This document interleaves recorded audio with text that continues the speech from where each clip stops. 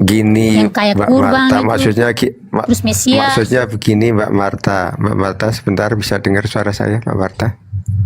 Ya, gini. Coba Iya, kalau Mbak jelas. Marta ngurutin ya Alkitab yang terbit terutama kayak yang di Indonesia yang tahun 1928 beda sama yang tahun 1960, berbeda sama yang tahun 70-an, berbeda lagi dengan tahun yang sekarang gitu yang dimaksud Mbak Jenil itu begitu. Kalau Anda Oh katakan iya, itu esensi, Iya, itu betul, iya betul. kalau esensi ya gitu maksudnya begitu Mbak Marta. Nah, kalau Mbak Marta tadi ngatain nggak iya. pernah berubah itu Terus apa artinya jelas masalahnya kalau berubah, Mbak. direvisi gitu? Iya, Kak. Kan Mbak Marta bilang Apa tadi nggak masalahnya pernah direvisi? berubah kan? Ya kalau direvisi itu berarti ada yang nggak benar kan? Maksudnya esensinya itu tetap sama, esensinya itu Iya, tetap ya gini secara gini gini Tuhan, gini gini. gitu. Ya namanya sesuatu yang direvisi itu pasti ada yang tidak benar gitu. Udah pasti. Ya namanya revisi itu pasti ada yang kurang. Apapun itu, mau dokumen apapun yang namanya direvisi, dikoreksi itu pasti revisi, koreksi itu hubungannya dengan sesuatu yang tidak benar. Kalau benar nggak perlu koreksi. Kalau sudah up to date nggak perlu revisi gitu loh. Paham maksud saya?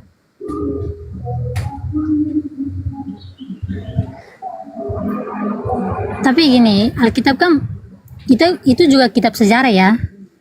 Jadi nggak apa-apa lah kalau Ya oleh direvisi karena sedikit-sedikit. ya nah kalau kitab ya nah kitab itu ya, namanya kitab kita kan kitab suci kan. Ya namanya kitab suci itu otomatis. Itu Anda anggap sebagai kitab suci bukan? Ya, tadi Anda bilang kitab sejarah. Anda bilang itu kitab Bible itu kitab suci bukan?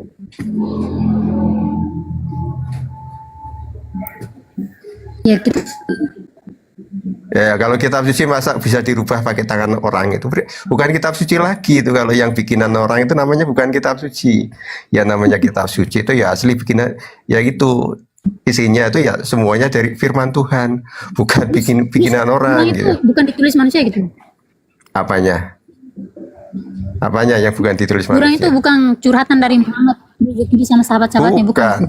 Apa? Bukan. Al-Quran tuh Yang menceritakan 100% firman dari itu. ditulis sama sahabatnya. Bukan gini sebentar. Terus gimana Ya yang namanya aslinya sebentar. gimana? Apa? Yang asli apanya? Ya dimaksud asli di sini apa? Yang asli dari turun dari langit itu di mana? Al-Quran Sekarang apa? gimana? Ya dimaksud gini. Saya katakan gini dulu. Kalau tadi Quran datang dari langit itu masuk ahli saya ya, betul? Betul maksudnya begitu? Iya. Betul gitu Mbak Marta? Ya, nggak begitu Mbak Marta. Jadi gini, transmisi Al-Quran pertama itu datang dari Allah, katakanlah dari langit itu malaikat Jibril disampaikan kepada Nabi Muhammad. Kemudian dari Nabi Muhammad disampaikan kepada para sahabat. Di antara para sahabat ada yang menghafal, ada yang menulis gitu loh. Dari tulisan itu kemudian dikumpulkan dan dibukukan gitu loh.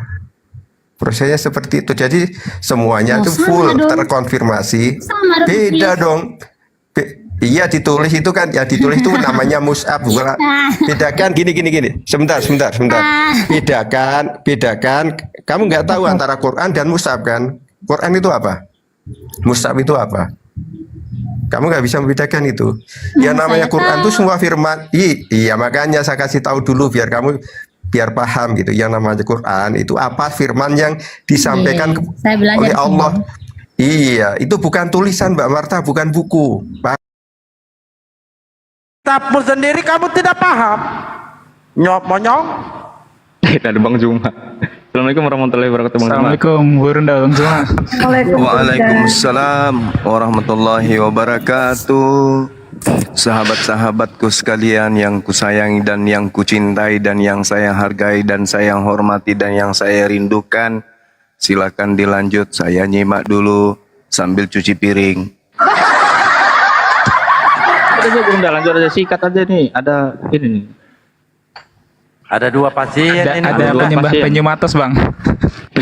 Penyembah setan nih, penyembah hantu. Kok bersamaan dengan tema saya ya? Di YouTube saya nulis tema Dewa Molok kembali menari. Pas berarti ya. penyembah dewa Molo ya Juma. Iya. Jadi literatur yang kamu pahami.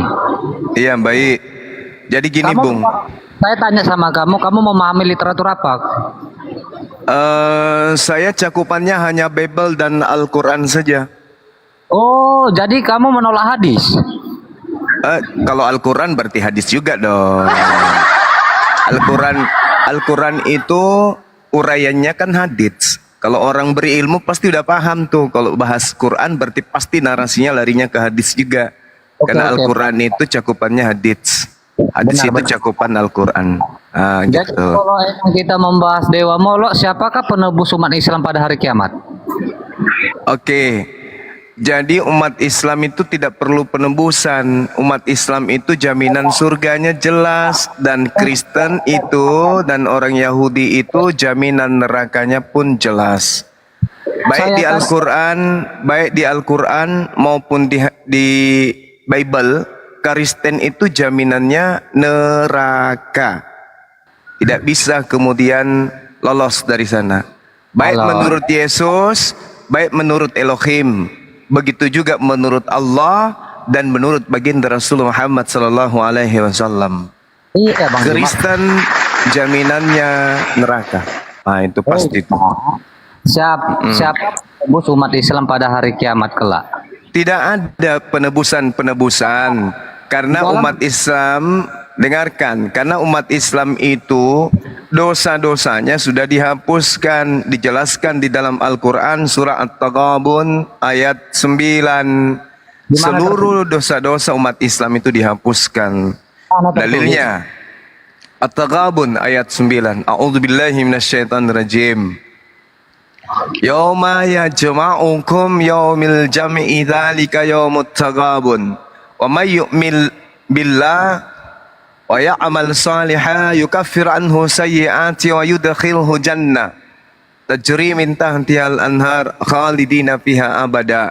Mereka kekal di surga. Kemudian Qul in kuntum tuhibbunallah fattabi'uni yuhibbukumullah wa yaghfir lakum dzunubakum wallahu ghafurur rahim. Barang siapa yang menjadi pengikut baginda Rasulullah Muhammad sallallahu alaihi wasallam, dosa-dosanya dihapuskan semuanya. Jadi tidak perlu penembusan. Oke. Kembali kepada tema, kenapa Kristen itu wajib hukumnya masuk di neraka? Karena Kristen itu penyembah dewa Molok. Apa buktinya Kristen menyembah dewa Molok? Silakan Anda lihat di dalam Imamat 18:21. Janganlah kau serahkan seorang dari anakmu untuk dipersembahkan kepada Molok.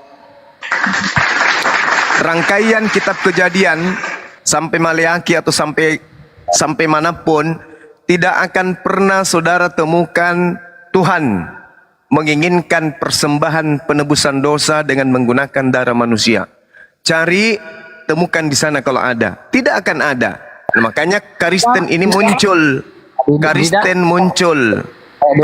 muncul mempersembahkan darah manusia kepada Elohim. Tidak, Elohim tidak mau. Oke, baca Amsal 6 nomor 16. Ya, itu jelas itu. Membunuh orang, menumpahkan darah orang yang tidak bersalah itu adalah kekejian bagi Tuhan. Jadi Tuhan tidak membenarkan pembunuhan terhadap manusia, apalagi untuk menebus dosa. Jadi untuk menebus dosa, mendamaikan Tuhan, dewa dengan manusia, itu hanya ada dalam ajaran agama Kristen.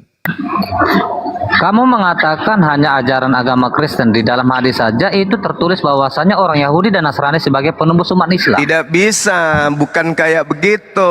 Tidak bisa. Orang Yahudi dan orang Nasrani yang kafir di antara mereka itu penghuni neraka. Innalladzina kafaru min ahlil kitabi wal musyrikina fi nari jahannam. Tuh. Mereka itu sudah ditetapkan di neraka jahanam. Jelas itu. Oke, jelas itu. Jadi itu aja pun tertulis bahwa saya seluruh umat Islam itu masuk neraka. Oh, tidak seperti itu maksudnya. Neraka itu seibarat kita ke Jakarta. Kalau kita ke Jakarta harus ada kota yang kita lalui. Ke Jakarta hanya ada 2. Kalau bukan lewat pelabuhan, lewat bandara. Itu kewajiban. Tapi bukan berarti orang ke Jakarta untuk ke bandara. Mereka hanya transit di sana, memastikan dan melihat ternyata neraka itu satu kepastian. Sama seperti ketika orang masuk ke pemakaman, tidak semua orang dikuburkan. Sama ketika orang masuk ke rumah sakit, tidak semua orang di sana adalah pasien. Bisa jadi dia hanya penjenguk. Itu di dalam Al-Quran sudah dijelaskan. Nah, sekarang yang jadi permasalahannya adalah, tolong kamu tunjukkan di mana nabi-nabi pernah mempersembahkan manusia sebagai penebusan dosa. Silakan. Bukan menumbalkan manusia, melainkan Elohim itu sendiri yang menegaskan di dalam Yesaya 44 ayat 24 bahwa saya sendiri tentang penebusan itu sendiri. Ya, Yesaya yang dimaksud penebusan itu, dengar. Yang dimaksud penebusan itu apa? Dengar dulu. Penebusan itu bukan menebus manusia. Nah, sedangkan yang mati di atas pohon secara terkutuk itu bukan Tuhan, itu manusia. Yang kalian persembahkan dalam konsep keyakinan kalian itu adalah manusia. Pertanyaannya, kepada siapa Yesus kalian persembahkan? Telu. Pada siapa? Udah berubah, udah Juma. Iya. Saya kenapa Kenapa nih? Ya, karena mulutmu tidak nyambung. Enggak, mulut kamu yang enggak nyambung karena kamu itu orang baru satu kata kamu. Ya, silakan Anda tunjukkan di mana kemudian ada hewan kurban manusia. Cepat. Elohim itu sendiri yang turun, bro. Lucu. Lucu. Tomalas. Kamu kan enggak diam dulu. Kamu kan nggak mau jawaban saya. Saat Jibril yang menjumpai Bunda Maryam, esensi Jibril ini apa? A, malaikat atau B, manusia? Dia manusia pada saat itu. Dia mengambil rupa manusia. Dan dia kedudukannya, dengar. Dia mengambil rupa manusia. Dia adalah malaikat, ngambil rupa manusia. Oke, malaikat yang berubah wujud menjadi manusia. Setelahnya kembali kepada kedudukannya sebagai malaikat. Oke, tidak seperti yang kamu kemana-mana perginya. Materi kita ini tentang kurban. Kepada siapa Yesus kalian korbankan? Itu loh. Jawab loh. Kok nggak nyambung, bro? Ya kamu yang nggak nyambung. Coba temanya, host kok kenapa hilang temanya ya? Ya Allah. Ya, baik. Supaya fokus. Ya, fokus Pak Adi. Ini entah Fokus kemana-mana dengan satu tema. Makanya Apa saya temanya Gerunda? cuma Dewa Molok. esensi Jibril Ya, itu Dewa Molok kan, alias sama- Theos. Theos itu Dewa Molok. Iya. Ya, sekarang Anda tunjukkan dulu dalilnya di kitabnya orang Yahudi. Rujukan Anda untuk mempersembahkan manusia kepada Elohim itu mana? Itu dulu. Loloskan diri Anda dulu di situ. Baru bisa Kristen ini dianggap benar kalau ada dalil pembenaran dalam kitabnya Yahudi menebus dosa dengan cara membunuh Tuhan sendiri. Nah, mampus. Ya. Jadi gini aja Bro Juma, logika kamu kan masih di bawah telapak kaki saya. Daripada kamu Ya. Eki Gorilla, saya tanya apa, Anda tanya apa? Oh, Aki Gorilla itu 85 ya, Ibrani 80. 9 nomor 28. Yesus dipersembahkan. Pertanyaan saya, Yesus dipersembahkan kepada siapa? Jawab.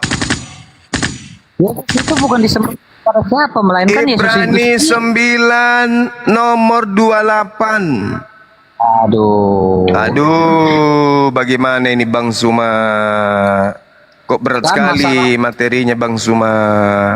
Jawab Masalahnya- dulu supaya Masalahnya Kristen ini dianggap sebagai ajaran benar.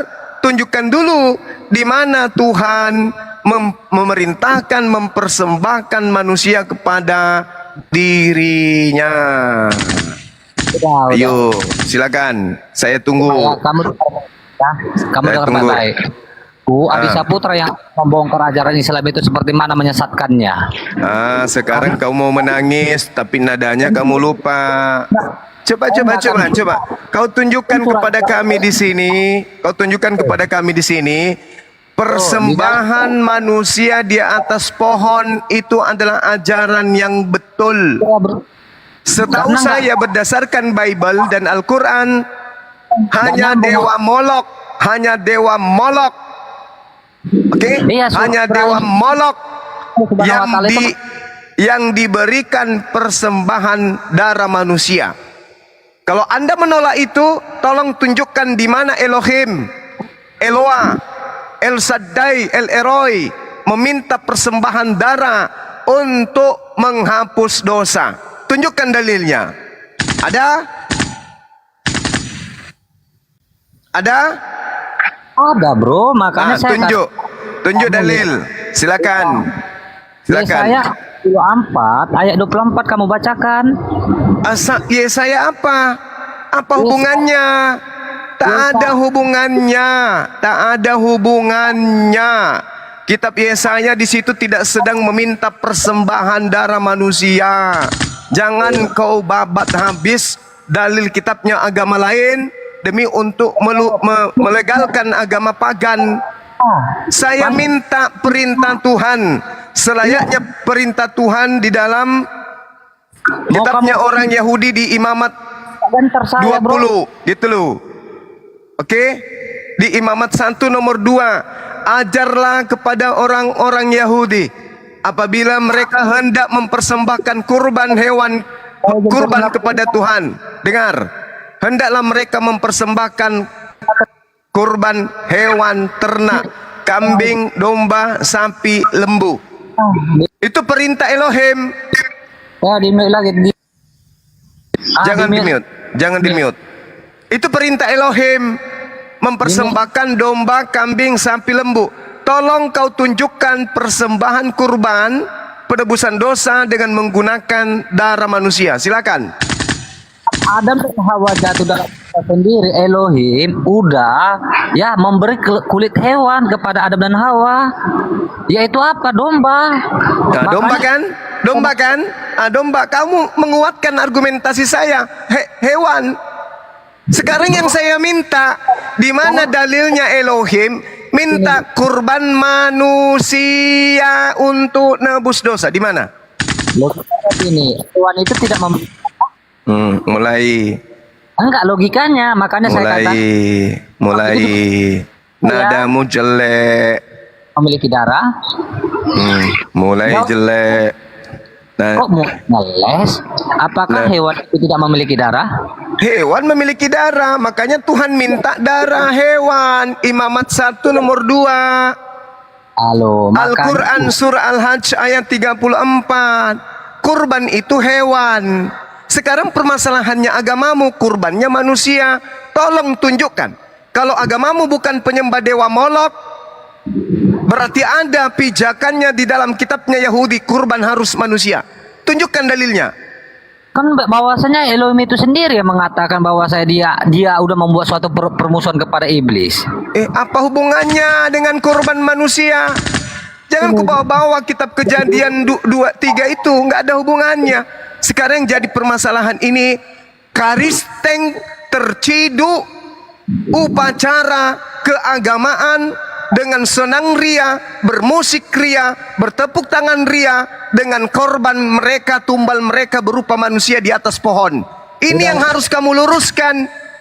Di mana ada Tuhan Elohim menginginkan persembahan darah manusia sebagai korban tebusan dosa? Di mana? Udah, kamu intinya kamu tandai aja di Saputra yang akan membongkar seperti mana Allah Subhanahu wa ta'ala itu yang... Nangis jangan keterlaluan nangisnya, Bong.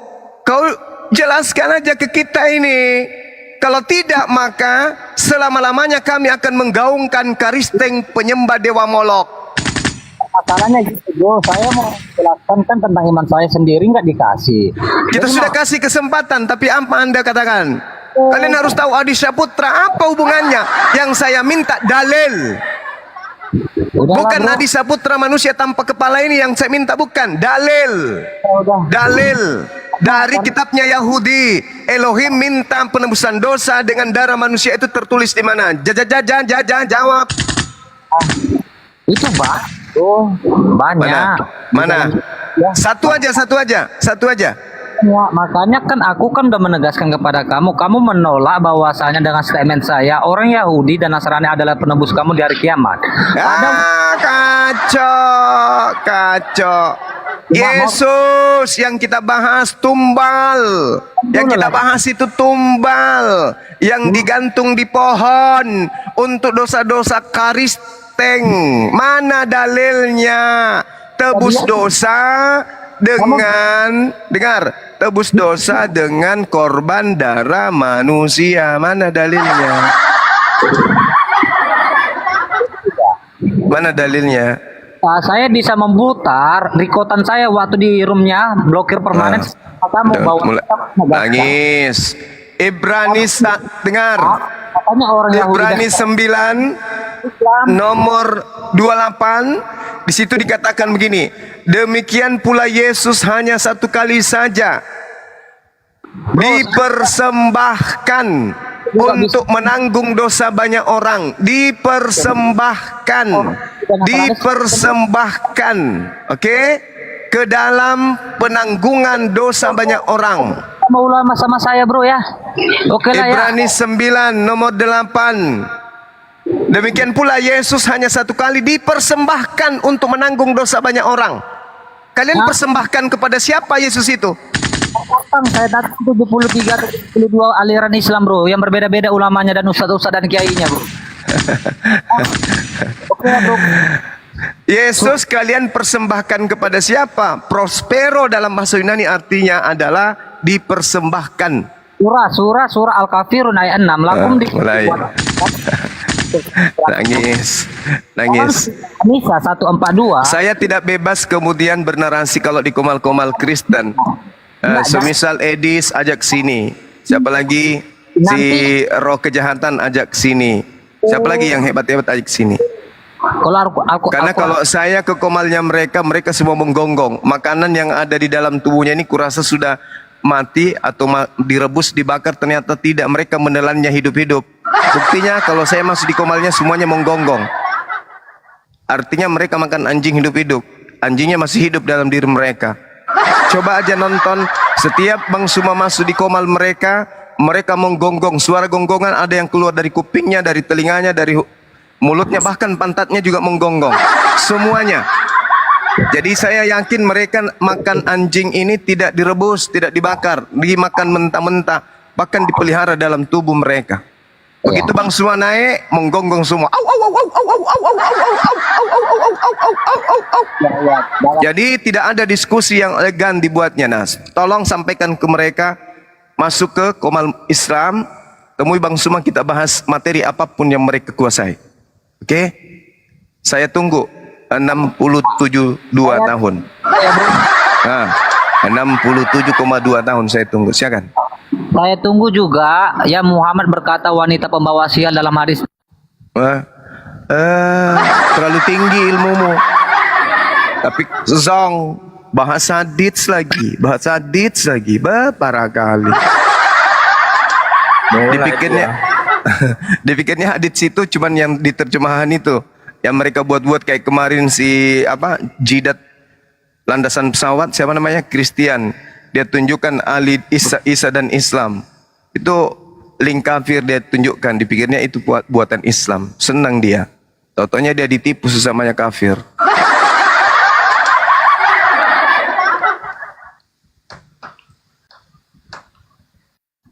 Bagus, temanya bagus, Dewa Molok, Theos, mantap.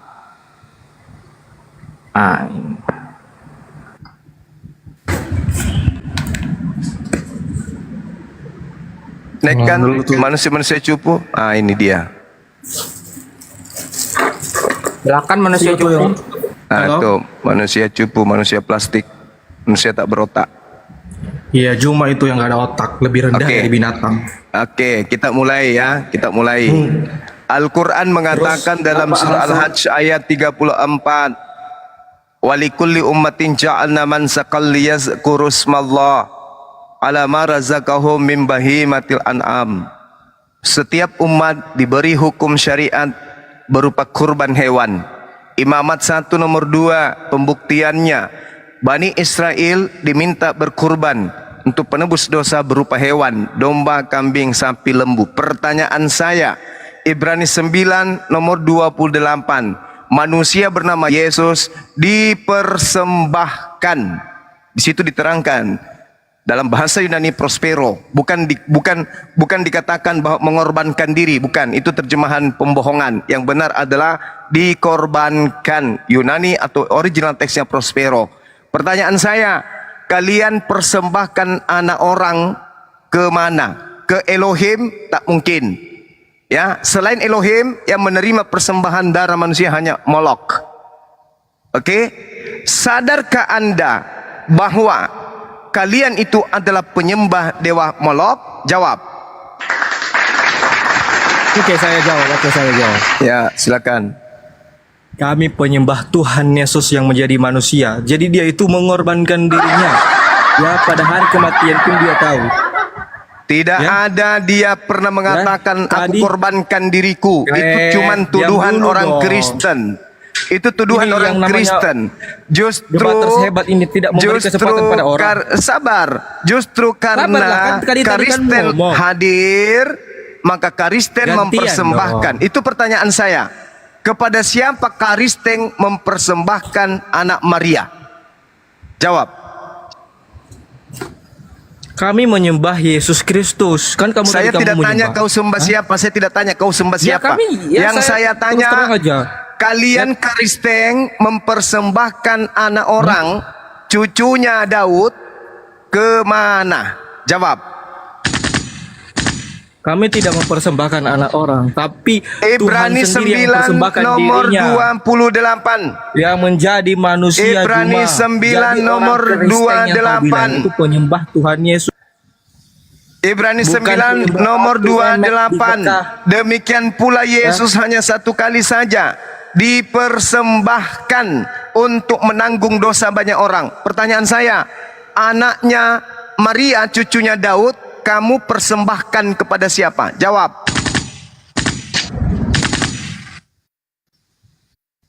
Saya di mute ini gimana? Ya, makanya jawab. Ya, saya udah bilang tadi kami tidak ada yang mempersembahkan anak manusia, tapi Tuhanlah yang mempersembahkan nyawanya untuk manusia. Tuhan mempersembahkan nyawanya, maksudnya Tuhan bunuh diri gitu. Nah, itu konsep sesat yang kamu pikirkan karena Loh, ilmu kamu daya mengatakan otakmu Tuhan kurang. mempersembahkan nyawanya, Karena- berarti Tuhanmu bunuh diri. Karena otakmu ludes, kebanyakan itu kepala Coba kau terangkan Ya. kepada saya, Tuhanmu mempersembahkan nyawanya, maksudnya apa itu? Ya udah diam ya, kau tutup mulutmu yang bau itu. Ini. Tuhan turun ke bumi bukan seakan-akan dia bunuh diri. Loh, mempersembahkan Tapi diri. nubuatan dari perjanjian apa? Diam dulu kau. Nubuatan apa? Kamu tidak. Kitabnya orang Yahudi jangan kau bawa-bawa. Diam dulu. Gak ada hubungannya. Orang Yahudi diperintahkan Islam. Imamat 1 nomor 2 mempersembahkan kurban. Diam Pernah dulu kau lihat? kamu. Ntar aku- Pernah kau lihat orang Yahudi Ntar- mempersembahkan cucunya Daud? Pernah kau lihat ada upacara keagamaan Yahudi mempersembahkan anak manusia? Ini loh, saya jawab pertanyaan kamu. Pernah Mau kau saya alihkan pembicaraan? pernah kau lihat Ayo, udah, ayo. prosesi Kita bahas agama Muhammad kau Yahudi dulu. mempersembahkan manusia sebagai kurban? Pernah? Bahas dulu Muhammad pedofil itu dulu. Ngapain dia gaul anak kecil? Bahas dulu itu. Pas kita aku diturunin. Diturunin. Allahu Akbar, Masya Allah. Coba kau tunjukkan di mana Tuhannya Yahudi mempersembahkan dan meminta tumbal manusia sebagai penebus dosa. Tunjukkan di mana dalilnya. Oke, ini saya kasih dalilnya ya. Apa alasan Muhammad gauli Aisyah? Tidak sanggup dia. Turunkan monyet ini, nggak sanggup. Kalau ada pertanyaan kayak gitu. Tidak sanggup si monyet. Yang berhak membahas itu dan menuduh itu adalah orang yang sesaman dengan baginda Rasulullah Muhammad sallallahu alaihi wasallam. Bukan manusia yang hidupnya nanti 1400 tahun silam, yang tidak bisa baca Quran, tidak bisa baca hadits. Oke? Jadi itu hanya sampah. Sekarang yang kau selesaikan adalah korban, tumbal, sesajen berupa manusia di atas pohon. Itu kau selesaikan, itu PR-mu. Jangan kau bawa materi yang kau tidak tahu, membacanya pun kau tidak bisa. Memalukan itu.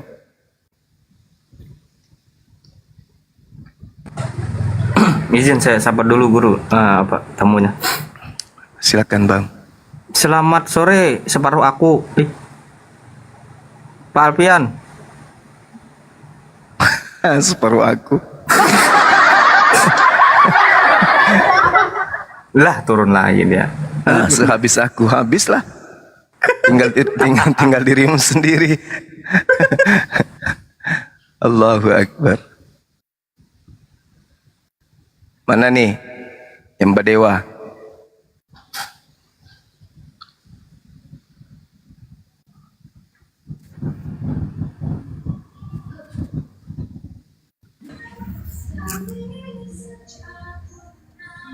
Salah. Selamat sore Pak King Alan.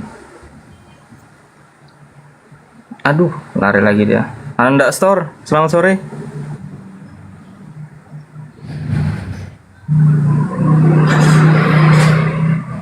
Ih, malah kagak ngomong. Nggak ada yang ngomong nih. Sariawan. Iya, Sariwawang. Sariawan. Sariawan.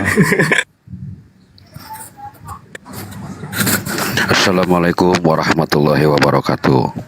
Waalaikumsalam. Waalaikumsalam warahmatullahi wabarakatuh. Masalah susah sama saya pengen ngobrol sama guru. Nah kemarin saya ngobrol naik di di bahasa juga malam-malam guru udah tidur ya. Saya naik ada penting itu guru udah. Oh iya, kelihatannya saya Halo, tidur. monitor guru udah. Siap. Suara saya kedengaran? Ya ada gini. Saya sudah menyelidik itu tentang masalah konten-konten si siapa? Logika bang, abang gak usah repot-repot bang. Udah saya ini kemarin saya sempat minta nomor si Logika, adalah yang ngasih DM-nya. Yang saya nggak suka itu dia udah nyerang pribadi. Judulnya kan bikin isi Juma mati inilah itulah terkait masalah api juga kan. Udah saya urusin aja bang, abang santai aja untuk masalah Logika. Saya mati saya udah siap gerak nanti. Kalau udah saya klarifikasi udah saya telepon. Sekali lagi dia bikin konten yang begitu, kita akan mengarah ke sana bang. BPKB dimanapun udah ada di lokasi di wilayah sudah ada bang, tenang aja. Masya Allah. Saya nggak sukanya gitu bang. Jadi kita kalau debat jangan nyerang pribadi karena gini, gurunya sama. Kita kalau istri kita yang udah meninggal disangkut pautin terkait masalah kesalahan debat ataupun masalah perdebatan itu jangan nyerang pribadi. Kalau emang berani dia jangan terlalu samperin orangnya, bener nggak? Telepon, ayo ketemuan. Itulah laki-laki, ya kan? Jangan nyerang bikin konten yang nggak karu-karuan begitu. Saya nggak suka itu orang begitu. Dulu dia bla bla, sekarang aku bisa berbalik gitu. Ada apa dengan slogan kayak itu bang? Aneh. Saya dulu pernah ya dikader jadi anak mapala gitu ya, tahun 98. Diajarin mendaki bukit gunung tinggi. Karena saya tidak mampu mengikuti ujiannya, mengikuti tes-tesnya, saya mundur dan kemudian terbersit dalam pikiran bagaimana bisa kemudian menghancurkan tembok-tembok buatan yang ada di kampus supaya mereka tidak latihan di situ. Menyakitkan hati saya gitu loh. Karena saya juga ingin terbang tinggi, tapi saya tidak mampu. Teman-temanku terbang sampai ke puncak, saya nggak bisa. Nah ternyata saya melihat ini yang mengalami saudara tersebut, kecemburuan melihat orang yang sudah tinggi ingin dijatuhkan tapi tidak sanggup, sehingga mencoba untuk berpikir singkat untuk mengambil langkah memfitnah dan seterusnya. Dia menyadari bahwa dia hanyalah seorang parit sawit. Kemudian yang dia mau jatuhkan ini adalah yayasan besar. Maka salah satu cara ya memfitnah. Berbagai macam cara fitnah. Dan saya tidak mungkin juga mau merendahkan diri saya untuk melayani manusia rendah kayak gitu. Manusia rendah kayak gitu. Seibarat gini bang. Ya. Ada seorang presiden dan ada seorang logika misalnya. Seorang presiden disamperin kemudian sama seseorang yang ya kurang pendidikan dengan perkataan, jancok. Misalnya ya contoh ya. Ya. Apakah presidennya ngamuk? Tidak. Jancok. Presidennya senyum-senyum aja dengan wibawa, dengan paras yang penuh dengan kekeluargaan, tersenyum kepada yang mengatainya jancok, kan gitu. Tapi coba si logika yang dipanggil jancok, oh sudahlah, satu kabupaten dia ngamuk pakai cangkul. Bukan cuman babat rumput sawit, dia babat semua taman kota, dia babat semua itu. Pokoknya jembatan-jembatan dihancurinnya semuanya. Monas kalau perlu dia hancurkan. Kenapa? Karena taraf pendidikan rendah. Jiwanya lemah, kepribadiannya rapuh, mentalnya mental kucing. Nah, itulah dia. Dan saya tidak mau seperti itu. Seorang presiden dikatain apapun tetap aja tersenyum. Lu siapa? Lu sampah. Levelmu bukan gue. Lu lawan remah-remah. Lu lawan sampah, sesamamu sampah. Bye-bye. Itu bang. Jadi saya nggak pernah peduli dengan manusia kayak gitu. Bukan lawan saya. Dia mau teriak sampai dia mengaku istrinya digauli sama kuda pun saya tidak peduli. EGP dengan dia. Bagi saya dia sampah kok. Bukan siapa-siapa. Nah, nanti saya bergeming kalau saya level presiden, Pak Prabowo nelpon atau Pak Jokowi yang nelpon, baru kalau macam dia cuma cocok dengan ayam peliharaan saya untuk direspon. Bagi saya itu bukan siapa-siapa, bang. Orang beli silet aja untuk cukur jenggotnya susah, masa mau hadapi saya? Sorry ya, sorry lah, dia nggak level. Gitu bang. So, ya makanya gini. Sorry ya. Dengar di room kecil pun ya. Semua yang tergantung dari keputusan Gurunda. Seandainya Gurunda A186 udah nggak usah, silahkan. Bisa nggak sih nggak dibahas itu lagi ya?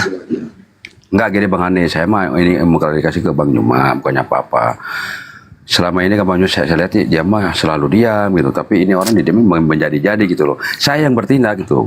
Saya yang bertindak, nggak usah kalian debat aja baik-baik aja. Kalian baik-baik debat. Saya udah ngomong di Bang RR. Dan kedua nih Bang Gurunda ya, ini hanya masukan ya. Coba tolong ke room kecil, jangan kepada kumpul semua nih api di sini. Nyebar salah satu, kasih mereka arahan-arahan ketika mereka bernarasi tidak bisa menjawab. Ada salah satu yang mengarahkan nih, jawabnya ini ayatnya ini gitu loh Gurunda. Ini suatu masukan juga dari room kecil tuh saya suruh bicara. Bang Uwi naik aja ke room Gurunda. Susah, saya nggak pernah naikin di room itu. Coba itu aja monoton itu aja. Ini yang saya sesalkan ini bang. Baik bang, baik. Saya juga dulu pernah melakukan itu, pernah kemudian bergerilya ke Komal-Komal. Tapi sayang saya nggak kenal mereka. Saya takut bang, karena tidak semua umat kita itu senang dengan pola Bang Suma. Tidak semua orang itu suka Gurunda dengan pola saya. Maksudnya bawa-bawa Gurunda aja. Si A kayak si B kayak Bang Hendy atau Kores atau siapa. Bukan Gurunda yang turun, bawah-bawahnya aja dulu gitu loh. Ketika emang mepet, emang Bang Gurunda nggak bisa jawab mentok ya barulah Gurunda yang turun tangan. Selagi mereka bisa kok, ya ngapain harus Gurunda? Gurunda bisa ngutus Kores, Bang Hendy misalkan tuh siapa lagi tuh kan banyak tuh kayak Bunda Rahma, ya kan? Yang lainnya aja diutus gitu Gurunda diarahkan. Baru cukup mantau di luar gitu loh. Gitu, oh iya, itu ada positifnya bang. Cuman ada juga negatifnya. Negatifnya apa? Nanti kalau misalnya ada yang buka Komal, terus kemudian kita kasih ruang di sana, besok akan muncul Komal-Komal 10, 20, 30, 40. Nanti semua akan buka Komal semuanya. Jadi semakin melemahkan pergerakan. Itu melemahkan pergerakan. Sikit-sikit ada komal baru, sikit-sikit ada komal baru, sikit-sikit ada komal baru. Melemahkan pergerakan. Andaikan apologet kita itu sudah banyak, ya, sudah kita entaskan banyak para apologet, itu tidak masalah. Ini sikit-sikit buka komal, sikit-sikit buka komal. Sehingga apa yang terjadi? Nah, seperti yang sekarang. Ada saing-saingan komal, ada ribut-ributan komal, bahkan ada yang memalukan, perang-perang sultan. Ini yang memalukan nih. Nah, itu Bang. Jadi ada sisi negatif juga yang perlu kita hindari di situ. Iya. Cuma saya nggak kepikir semalam ke arah sana. Saya kemarin hari apa ya, naik di room itu ya, mereka ajunya seperti Bang, itu. poinnya Ya, benar Bang. yang kewajiban sebenarnya ini kita semua ya. Selaku host, ketika berani buka komal harus bertanggung jawab. Jangan mengharapkan orang lain. Nah, itu dia. Jadi proses belajar dulu intinya. Belajar. Sama seperti Bang Dalbo. Ya iya makan dari situlah. Saya dulu tuh lama tuh Pak, mengikuti Bang Handi, mengikuti Bang Suma. Saya tulis semua. Kok mereka bisa, saya nggak bisa? Begitu. Baru buka komal. Baru buka komal. Jangan buka komal harapkan orang lain. Naikkan Harapkan penghujat narasumber. memalukan. Kemarin saya itu naik loh. Kenapa? Dia naikkan penghujat, lalu dia tidak bisa mengkantornya. Bible kagak paham, Al-Quran kagak paham. Mau cari apa orang ini? Coba. Ya, assalamualaikum Bang Juma. Waalaikumsalam. Ya, saya dari Apa misalkan komalnya sedikit, yang penting barisannya rapat gitu. Ya, Mending gitu ini juga kalau menurut saya. nggak apa-apa saya bertanya, Bang. Tunggu dulu Pak. Ya, siap, Dan kedua, kita harus konsisten. Jangan begitu ada Bang Suma, Bang Handi naikkan Kristen sembarang. Kadangkala ada Kristen itu Pak langsung menyerang aja, langsung menghujat. Kan bukan selevel Bang Handi ke Bang Suma. Banyak host-host begitu, pokoknya komal saya ramai. Nggak peduli ini penghujat atau apa. Itu yang harus kita pahami Pak. Ya, jadi semua punya sisi negatif, punya sisi positif sih sebenarnya. Jadi apa yang menjadi masukan Bang A1 ini juga ada baiknya untuk kita pertimbangkan ke depannya. Juga teman-teman yang berencana buka komal juga mempertimbangkan hal tersebut. Nah, itu juga. Jadi kalau mau buka komal, bikin tim dulu. Bentuk tim dulu, siapa yang bagian Quran, bagian hadits, siapa bagian Bible, dan seterusnya. Baru buka komal. Kalau hanya buka komal, habis itu tulis judul, semua naik akan kacau nantinya. Dan itu juga membuat umat Islam miris. Semacam Bang A1 melihat itu, oh, kok ini nggak ada umat Islam di atas yang mumpuni. Akhirnya apa? Ya naik cuman yang awam, yang penikmat-penikmat debat, sehingga timpang. Kita yang punya komal, kita yang didikte. Umat Islam yang punya komal, tapi kok ya dikuasai sama oten gitu loh. Karena di atas ini hanya buka komal aja tanpa persiapan gitu. Jadi memang harus punya pasukan. Ada bagian hadits, ada bagian Quran, ada yang membackup tentang data-data Bible. Seperti itu. Jadi tidak hanya serta-merta buka saja. Bagus, ada masuk akal juga. Oke. Iya Bang, iya, apalagi komal-komal yang kita tidak kenal. Kayak saya ini lihat-lihat ada komal baru, saya tidak tahu siapa, entah dia itu dari golongan ini kah, golongan yang pro ke ini kah, kita juga nggak enak langsung naik. Betul. Itu Bang. Ya ini saya hanya menyampaikan suatu apresiasi mereka, ya kan? Ya kami paham Bang, kami terima ya. Bisa kondisikan dan diperhatikan atau tidak kan kembali ke Gurunda juga, ya kan? Saya pikir juga masukan Ono juga bagus. Maksud mereka mungkin harus ada salah satu yang nyebar. Artinya gini Gurunda, mohon maaf ya.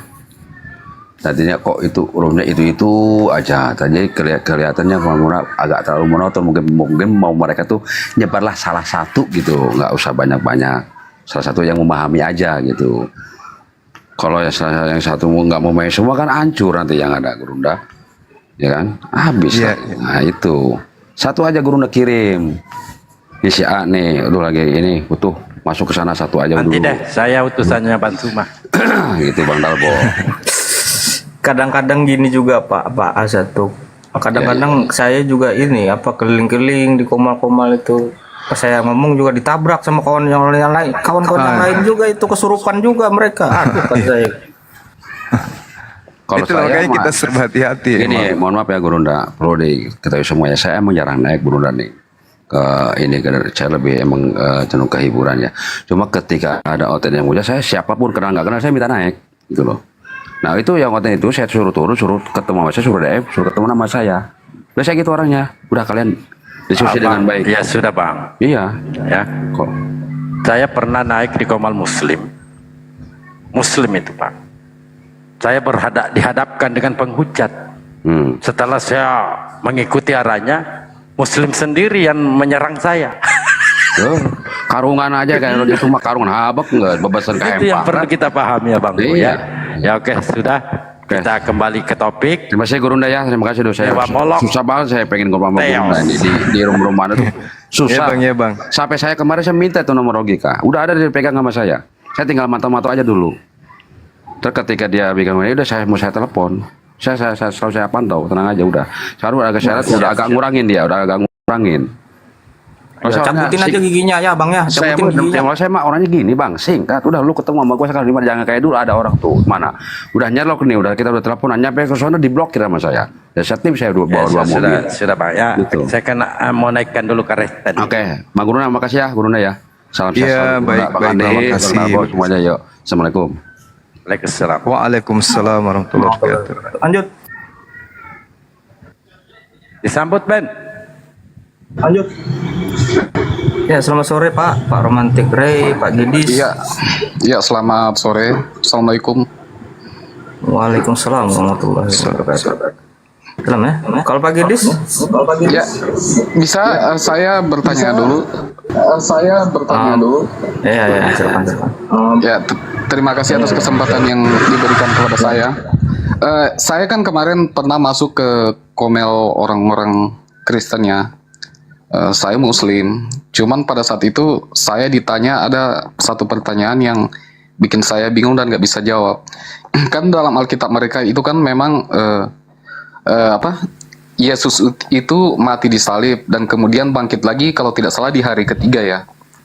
Nah, kita kan sebagai umat Muslim nggak percaya dengan itu karena yang kita tahu itu adalah Yudas Iskariot. Nah, kemudian mereka tanya balik ke saya, kalau memang itu Yudas Iskariot, kenapa mayatnya nggak ada di hari ketiga? Nah itu, kalau memang itu Yudas Iskariot, di mana kuburnya gitu loh. Nah, bisa saya minta pencerahan dari Bang Zuma, kira-kira bagaimana saya bisa menjawab ini Pak? Ya sederhana aja sih. Yudas Iskariot itu kalau dikatakan mana kuburannya, kenapa larinya ke kita nanya? Bukan ke kita yang justru bertanya kepada mereka, mana kubur Yudas Iskariot? Yang kedua, mana mayatnya? Di Al-Quran tidak ada cakupan itu. Tapi di dalam Bibelmu itu cakupannya ada. Justru kita yang balik nanya, kenapa Petrus di dalam Lukas 24 justru bertanya dalam hatinya, apa yang sedang terjadi? Kok katanya guru kami mati? Kok sudah dikubur katanya? Tapi kok tak ada di kuburan? Justru kita yang harus nanya kepada mereka, mana mayat guru saya?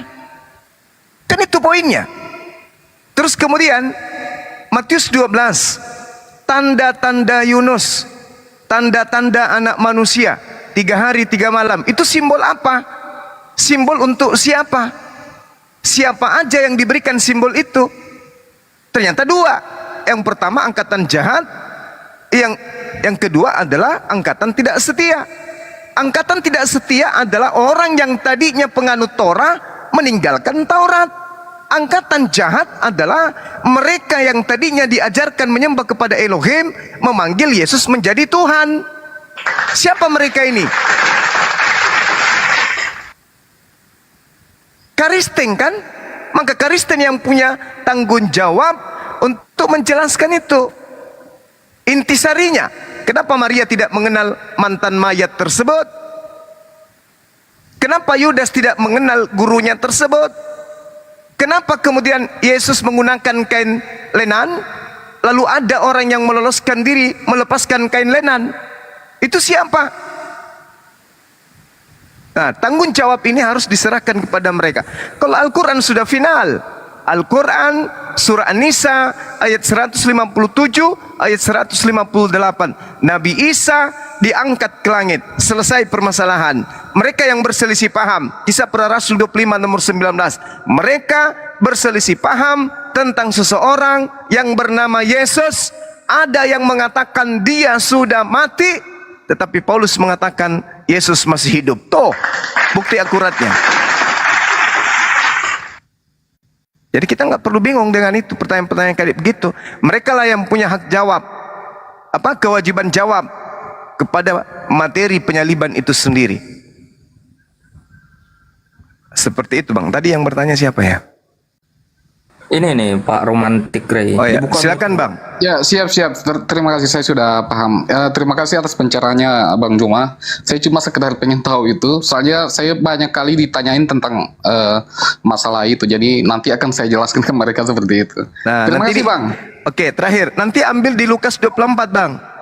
Ambil di Lukas 24 nomor 36 sampai nomor 41. Tanya kepada mereka, Yesus minta ikan goreng untuk membuktikan dirinya bangkit dari kematian atau membuktikan dirinya bukan hantu? Itu aja dulu. Oh iya, benar. Iya, siap Bang, siap. Ya. Terima kasih Bang. Makasih, sama-sama. Ya, saya turun Bang ya. Sama-sama Bang. Ya. Halo, assalamualaikum warahmatullahi wabarakatuh. Waalaikumsalam warahmatullahi wabarakatuh. Mohon izin untuk menyapa-nyapa sebentar saja karena silakan Bang. Lama belum menyapa Guru Ndazuma, Ustadz Handi dan yang lain-lain. Untuk untuk memperingatkan teman-teman kita yang mungkin belum berpengalaman dalam hal masalah debat atau mungkin membuat komal sendiri. Jadi untuk peringatan aja. Mungkin saya yang minim dan awam ilmu hanya bisa mendengarkan, hanya bisa menyimak. Tapi untuk kawan-kawan, tolong pelajari dulu hal masalah debat itu seperti apa. Jangan ujuk-ujuk membuat komal, ini itu dan sebagainya naik. Terus selagi ada perdebatan seperti ini, itu akan membuat kita justru malah dicuci di sana, ya kan? Bukan istilah memalukan, akan tetapi membuat kita seperti orang ambruk. Nanti dikutip, dipotong-potong. Nanti justru membuat mereka itu semakin bangga dengan hal itu. Maka dari itu, sebelum punya ilmu untuk berdebat, mohon sekali lagi untuk bimbingan Guru Ndazuma, nasihati itu kembali untuk kami ini yang belum berpengalaman. Kalau bisa tolonglah jangan buat komal-komal yang kira-kira itu membuat kita justru malah ambruk. Belajarlah dulu dengan guru-guru kita ini yang semua ada di sini, khususnya Guru Ndazuma atau mungkin siapapun yang mungkin paham ilmu dalam hal debat. Itu saja Guru Ndazuma. Makasih, Masya Allah. Ini mungkin hanya menyapa-nyapa saja karena ini mungkin kan sebenarnya sibuk dengan masih kajian-kajian ini, akan tetapi saya menyela, saya mohon maaf atas kehilafan saya. Setelah ini saya mungkin akan pamit undur diri dan saya mungkin akan di bawah. Kasih Bang. Assalamualaikum. Waalaikumsalam warahmatullahi wabarakatuh. Ya, silakan kawan-kawan Kristen naik. Ini Ben. Siapa dulu Ben? Ya, selamat sore Mbak Nita. apa ya ini. Halo, assalamualaikum warahmatullahi wabarakatuh. Waalaikumsalam warahmatullahi wabarakatuh. Halo, saya mau menyapa Bang Zuma dong. Iya dong, senggol dong. Ya. Bang Zuma sehat selalu, panjang umur, rezeki. Amin. Amin ya rabbal alamin. Kami dari Lampung, alhamdulillah saya menyukai Bang Zuma. Setiap malam saya mendengar Bang Zuma, iya. Masya Allah. Semoga Allah selalu melindungi Bang Zuma di jalan kebenaran. Amin. Doa yang sama buat kita semua. Amin. Ya, amin ya rabbal alamin. Tunggu dulu. Itu aja Bang. Tunggu dulu. Ya, Anda menyukai Bang Zuma. Bang Handi gimana? Ya, semua suka. Suka Bang, karena adanya begini alhamdulillah saya juga lebih mendekat ke agama sendiri. Lebih mendekat ke Allah lah, ingat akan ada Allah. Alhamdulillah. Iya. Insyaallah. Iya. Oke, salam santun buat Bang Zuma. Saya dari Lampung, Bang. Assalamualaikum warahmatullahi wabarakatuh. Ya, mohon turunin ya. Assalamualaikum warahmatullahi wabarakatuh. Waalaikumsalam warahmatullahi wabarakatuh. Assalamualaikum warahmatullahi wabarakatuh. Waalaikumsalam warahmatullahi wabarakatuh. Nyambung sedikit yang tadi ya, mengenai komal nih. Jadi saudaraku sekalian, ketika Anda buka komal tapi Anda nggak paham tentang ilmu perdebatan, Anda tetap nekat buka komal, itu saya ibaratkan Anda itu menyediakan ring tinju, lalu Anda jadikan petinju. Nah, Anda itu mengadu kami gitu loh. Setidaknya kalau mau buka komal itu paham sedikit. Ketika belum ada Muslim yang sudah biasa berdebat, Anda sudah bisa mengkonter. Ini yang kita takutkan, ilmu agama nggak ngerti, ilmu kristologi nggak ngerti, buka komal orang hujat-hujat didiamin. Itu sering saya dapati seperti itu. Ya, sering saya melihat seperti itu. Jadi orang ini gimana, apa maksudnya itu. Jadi saya males naik ke komal-komal yang seperti itu gitu. Itu saja sih yang saya sampaikan, Ahi. Monggo dilanjut. Ya, Masya Allah. Luar biasa masukan guru kita ini. Selama kurang lebih berapa jam? 2 jam ya dia bawa materi. 2 jam. 2 jam. Ya, betul. Luar biasa. Salut. Ini yang tak terjawab ini sampai sekarang itu. Kaidah ilmu apa yang mereka pakai kemudian sehingga Tuhannya orang Yahudi kok bisa berubah menjadi Theos, itu loh yang masih penasaran saya sampai hari ini. Belum pernah bisa terjawab itu. Kalau saya tahu ilmunya mungkin saya jadi Kristen, Bang. Sini saya jawab itu. Keluarnya Bang Joma. Jadi keluarnya Bang Joma ini sebenarnya keluar kita semua. Tapi jawaban jujurnya adalah dimiut dulu itu. Jawaban jujurnya kalau mereka tidak menjual-jual Yahudi, ya, menyalahgunakan konsep ketuhanan Yahudi, terus kemudian tidak dibungkus juga ke Islam-Islaman, apa yang dia jual itu yang berbau pagan Yunani kagak laku di Republik ini. Jadi memang harus dijual baik bohong maupun tidak. Yang penting laksanakan tugasmu nak. Yang paling berbahaya adalah orang-orang yang disuguhi ilmu itu, ya berbagai cara yang mereka lakukan seperti tadi, gitu loh, mengeluarkan kata nggak pantas, kabur dan seterusnya. Intinya itu banyak jawaban saya. Mudah-mudahan tidak mengerti. Iya. betul. Luar biasa. Ini buktinya bosnya datang ke Indonesia kok dijadiin kayak raja apa? Kok ngikutin terus ini muridnya Bang Handi nih? Pas mah kemana aku pergi pasti ikut. Tahu tuh anak ini ekor melulu. Lanjut ke pas. Iya. Ya, itu Bang Hendy yang mana itu seperti raja? Siapa? Apa? Paus Franciscus? Ya, nggak tahu lah. Dia kan orang nomor 1 Katolik dia. Iya. Sekalian kepala negara, wajar lah kan. Oh iya, sorry. Dia sebagai kepala negara dia. Vatikan itu negara paling terkecil di dunia ini. Iya, benar. Kepala negara dia. Iya, Jadi disambut sebagai kepala negara gitu, betul. Iya. Jadi harus paham kita penyambutan itu kan. Satu lagi kita lihat juga bagus juga sikap Muslim di Indonesia, nggak ada yang demo, artinya toleransinya tinggi gitu.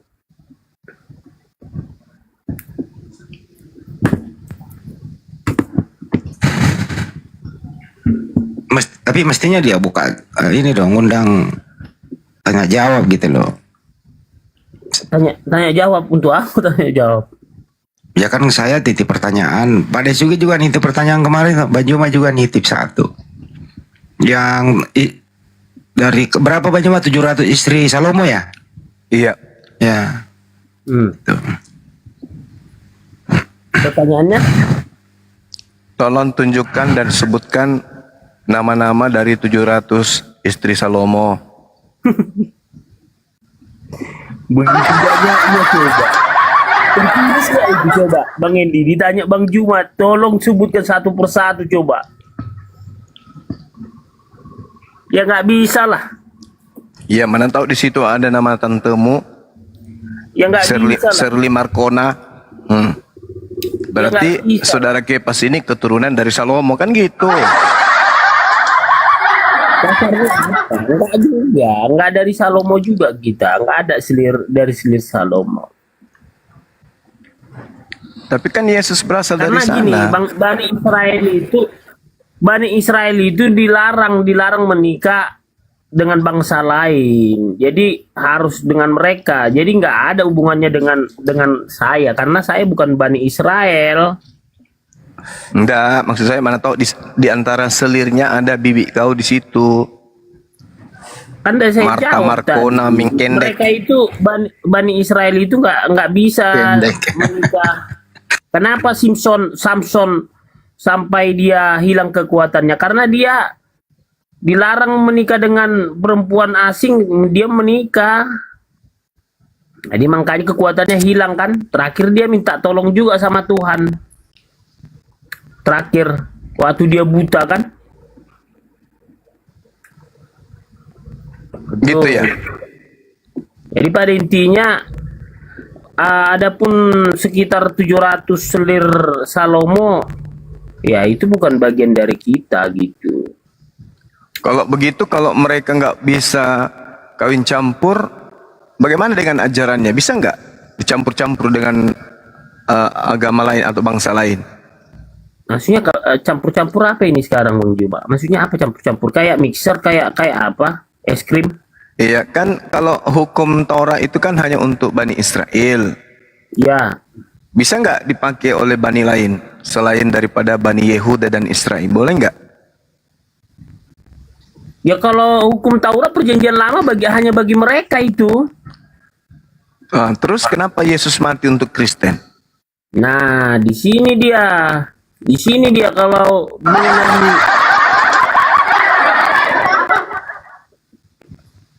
jadi hukum Tuhan itu 10 perintah Tuhan itu adalah dasar pertama kali Tuhan memberikan hukum kepada manusia. Kenapa Kain dan Habel, ya, Kain membunuh Habel tidak dihukum Tuhan karena belum ada 10 perintah Tuhan. Demikian Musa juga membunuh, dia tidak dikenai hukuman oleh Tuhan karena belum ada 10 perintah Tuhan. Yang dia membunuh prajurit Mesir, membebaskan Bani Israel. Jadi apakah hukum Taurat ini berlaku untuk selain Bani Israel? Nah, inilah kita sambut gembira. Dan ketawa dulu, inilah yang kita sambut gembira. Udah 2 kali kejar ekor sendiri. Bahwa Yesus turun ke bumi. Gitu. Kok kayak dewa? Elohim Yahweh reinkarnasinya yaitu Yesus. Kenapa bisa kayak Zeus inkarnasi jadi Hercules? Kok bisa kayak gitu? Brahma inkarnasi jadi Krishna kok mirip? Tuhan itu kan bisa apa aja, bisa gini loh. Tuhan itu maha kuasa dan bisa menjadi apapun kalau dia mau. Mana dalilnya bisa menjadi apapun? Ya, namanya dia Tuhan. Kita nggak bisa kita pikirkan apa yang tak terpikirkan Tuhan. Bagaimana ceritanya Tuhan bisa jadi apapun? Gimana ceritanya? Bisa, tapi dia karena segambar dengan manusia, maka dia menjadi manusia. Karena manusia adalah punya apa? Punya roh. Kalau Tuhan jadi manusia, berarti dia manusia dong. Seperti manusia, kan dia bilang seperti. Iya, kalau manusia ya seperti manusia. Kayak saudara Kepas. Kalau saudara Kepas manusia, seperti manusia nggak Kepas ini? Ya seperti manusia. Karena memang manusia. Saya seperti manusia, saya memang manusia. Ya ampun. Saya memang manusia, beda seperti. Berarti gini, nah, misalnya nih, monyet nih, kayak dia kayak manusia nih. Nah, seperti, tapi dia monyet gitu. Nah, saya nggak bisa dikatakan seperti manusia. Saya memang manusia. Kepas. Misalnya Anda menjelma jadi babi ngepet. Saat Anda menjelma jadi babi ngepet itu status Anda manusia atau babi ngepet? Itu kan udah jelas, dia kan tetap babi ngepet dia. Nah, babi ngepet seharusnya ketika Tuhan jadi manusia, dia manusia. Gitu loh. Bukan begini loh, kan udah saya bilang beda pandangannya itu, Sugi. Gimana sih? Yang namanya menjelma, Bang, itu berubah dari satu wujud ke wujud yang berbeda. Misalnya manusia itu menjelma menjadi babi ngepet, manusianya hilang, yang ada babi ngepet. Ketika Tuhan menjelma jadi manusia, Tuhannya hilang, yang ada manusia. Begitu, Bang, itu menjelma itu. Nah, kalau tidak seperti itu berarti bukan menjelma. Itu ada istilah lain. Apa istilahnya itu? Teofani. Itu istilahnya amuba, membelah diri dia. Inilah selalu salah menafsirkan reinkarnasi dari Elohim Yahweh. Pas kasih tahu pas, kalian belum ada Roh Kudusnya, jadi susah untuk dimengerti itu. Memang mohon maaf para guru para yang terhormat. Seribu para seorang yang memandangi reinkarnasi, kepas. Reinkarnasi itu artinya terlahir kembali. Ya, di dalam kepercayaan Hindu, orang yang reinkarnasi ketika hidup pertama di dunia itu baik, nanti dia bereinkarnasi bisa menjadi yang baik. Tapi kalau ketika dia hidupnya itu susah, jahat, dia nanti bisa bereinkarnasi jadi anjing, binatang, burung dan sebagainya. Itu namanya reinkarnasi. Ya, jadi sosok yang pertama itu hadir kembali. Tidak ada sosok lain dah. Itu reinkarnasi itu. Tapi kalau menjelma berubah dari sosok yang satu, berubah dari sosok yang lain ke sosok yang lain. Contohnya apa? Babi ngepet. Gitu. Apa Tuhan itu seperti babi ngepet? Saya pun paham apa buah pikiran dari para sahabat-sahabat saya dari pihak Muslim, yang dimana mereka tidak percaya kuasa Allah yang sangat besar. Nah, yang dimana Yesus di perut Bunda Maria, kan gitu. Artinya apa? Kok bisa Tuhan masuk ke perut wanita? Kan gitu. Tuhan masuk ke perut. Kok bisa dia? Kan gitu. Kan nggak terpikirkan. Kamu bikin sendiri, Tuhan kau itu kau bikin sendiri. Kau yang buat sendiri kayak gitu.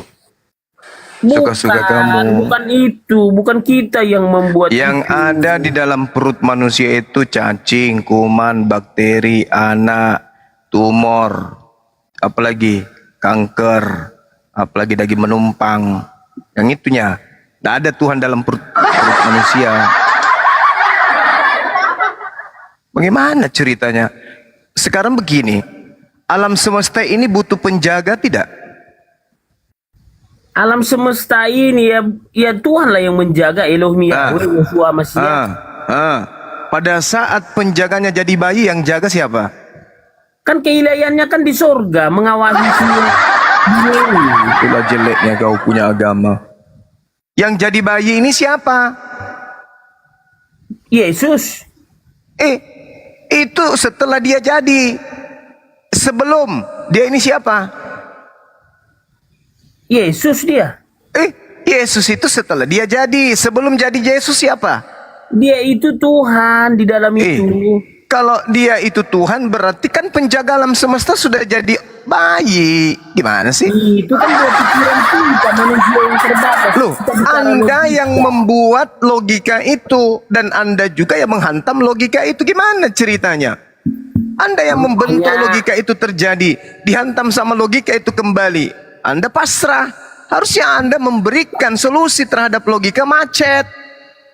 Alam semesta ini dijaga oleh yang maha kuasa, yang maha penjaga, yang tidak mungkin bisa ngantuk. Kapan dia ngantuk, kapan dia tidur, hancur alam semesta. Maka dia harus maha kuasa, dia harus maha hidup, dia harus maha hadir. Tidak bisa tidak.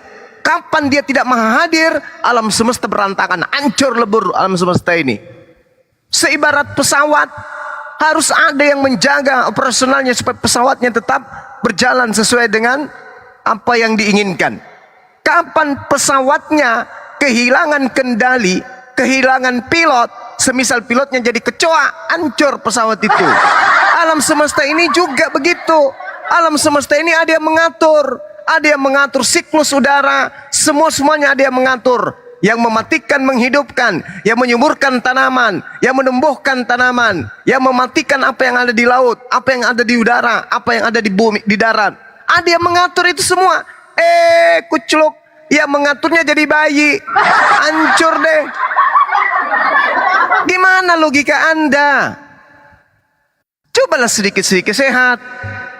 Gimana alam semesta ini? Beruntunglah pada saat itu orang-orang yang melihat Tuhan Allah dengan wujud manusia. Beruntunglah. Alamak, lah buntu. Bagaimana cerita? Bagaimana cerita? Sekarang gini. Apakah alam semesta ini butuh dijaga eksistensinya?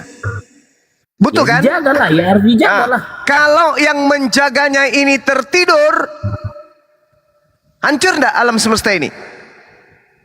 Tertidur apa? Yang mana tertidur? Penjaga alam semesta ini tertidur, hancur enggak alam semesta? Mana pernah tertidur? Makanya saya bertanya, kalau penjaga alam semesta ini tertidur, hancur enggak alam semesta?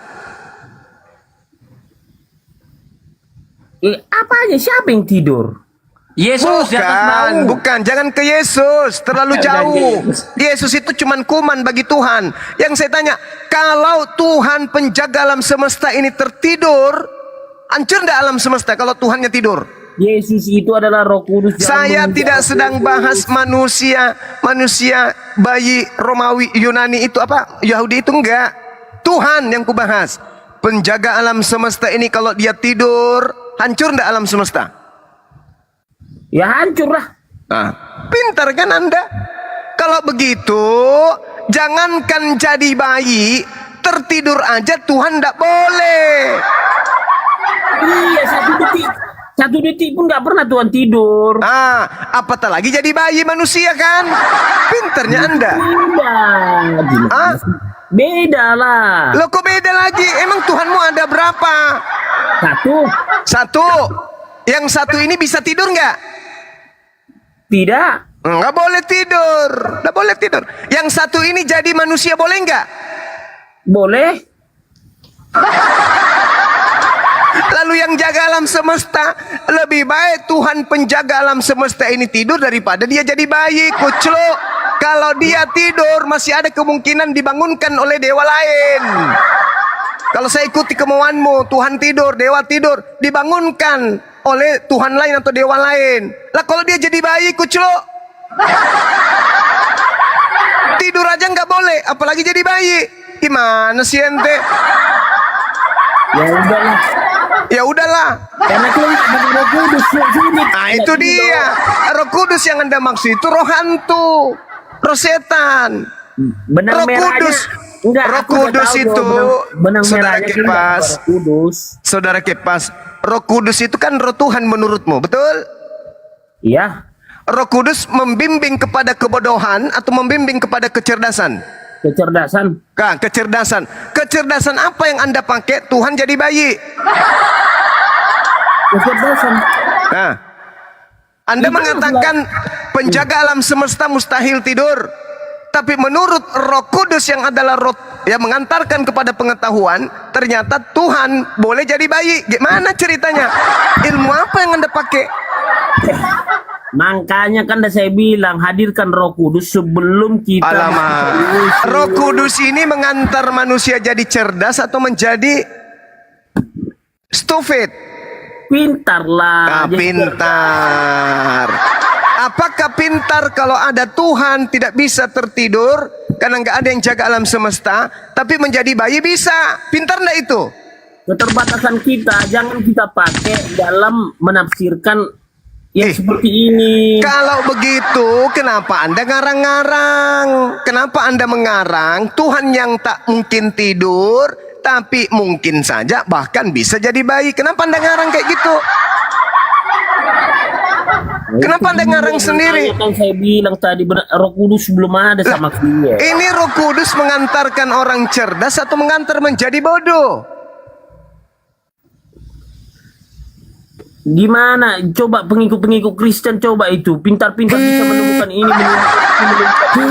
Iya, itu untuk memfasilitasi kebutuhan hidup umat Islam. Tuhan kasih kecerdasan dari aspek itu.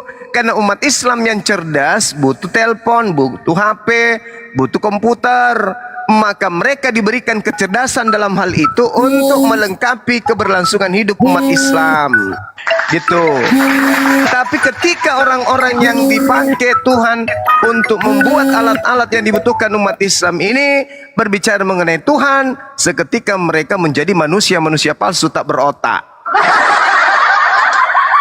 Nah itu, kau ditelepon sama Paus, jangan kau hadapi Bang Suma, saya aja Paus Vatikan tak sanggup. Gitu kan? Ditelepon sama Paus Vatikan kan, jangan kau hadapi Bang Suma, mampus kita nanti semua. Nah. Saya stop lari dia, saya selalu menggunakan analogi babi ngepet. Ya misalnya Kepas jadi babi ngepet, itu harus ada yang menjaga lilin. Kalau sampai yang menjaga lilin itu tertidur, Kepas bisa celaka. Kepas, ini baru jadi babi ngepet, itu lilinnya harus ada yang jaga, Kepas. Bagaimana mungkin Tuhan itu tertidur, hancur dunia, sedangkan babi ngepet aja harus ada yang jaga lilin, Kepas.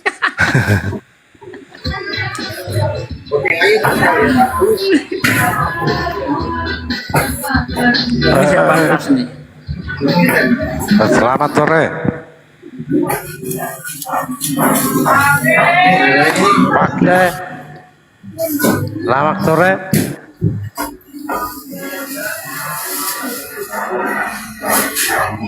Nah. Panas, selamat sore.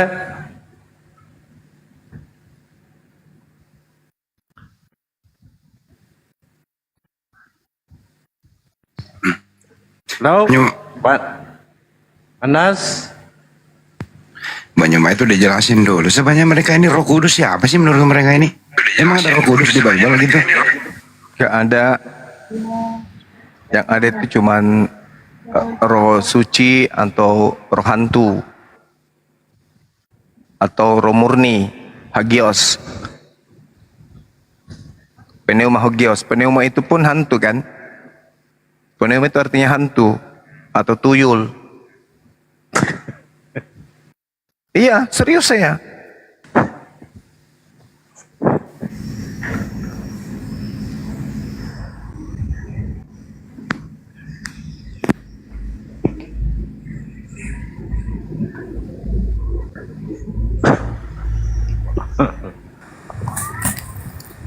Jadi Roh Kudus itu adanya di Al-Quran kalau menurut saya ya. Kalau di apalagi Yunani nggak ada istilah itu. Yang ada di sana apa? Oh, Holy Spirit ya Banyuma ya? Holy Spirit. Beda. Holy Ghost. Ya, Holy Ghost. Hantu suci.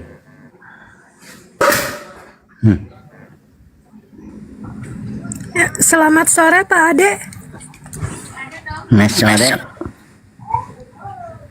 Islam Kristen? Islam. Ada yang mau disampaikan? Silakan. Jadi kalau mati dia 3 hari, siapa menjaga dunia? Kan mati dia. Belum lagi tidur. Mati dia, karena mati dia. Apa sih? Siapa lagi menjaga dunia ini? Iya, kalau dia mati siapa jaga lilin gitu bang? Iya, kan mati dia. Coba. Kan gitu. Nanti Pak, saya tanya bom-bom.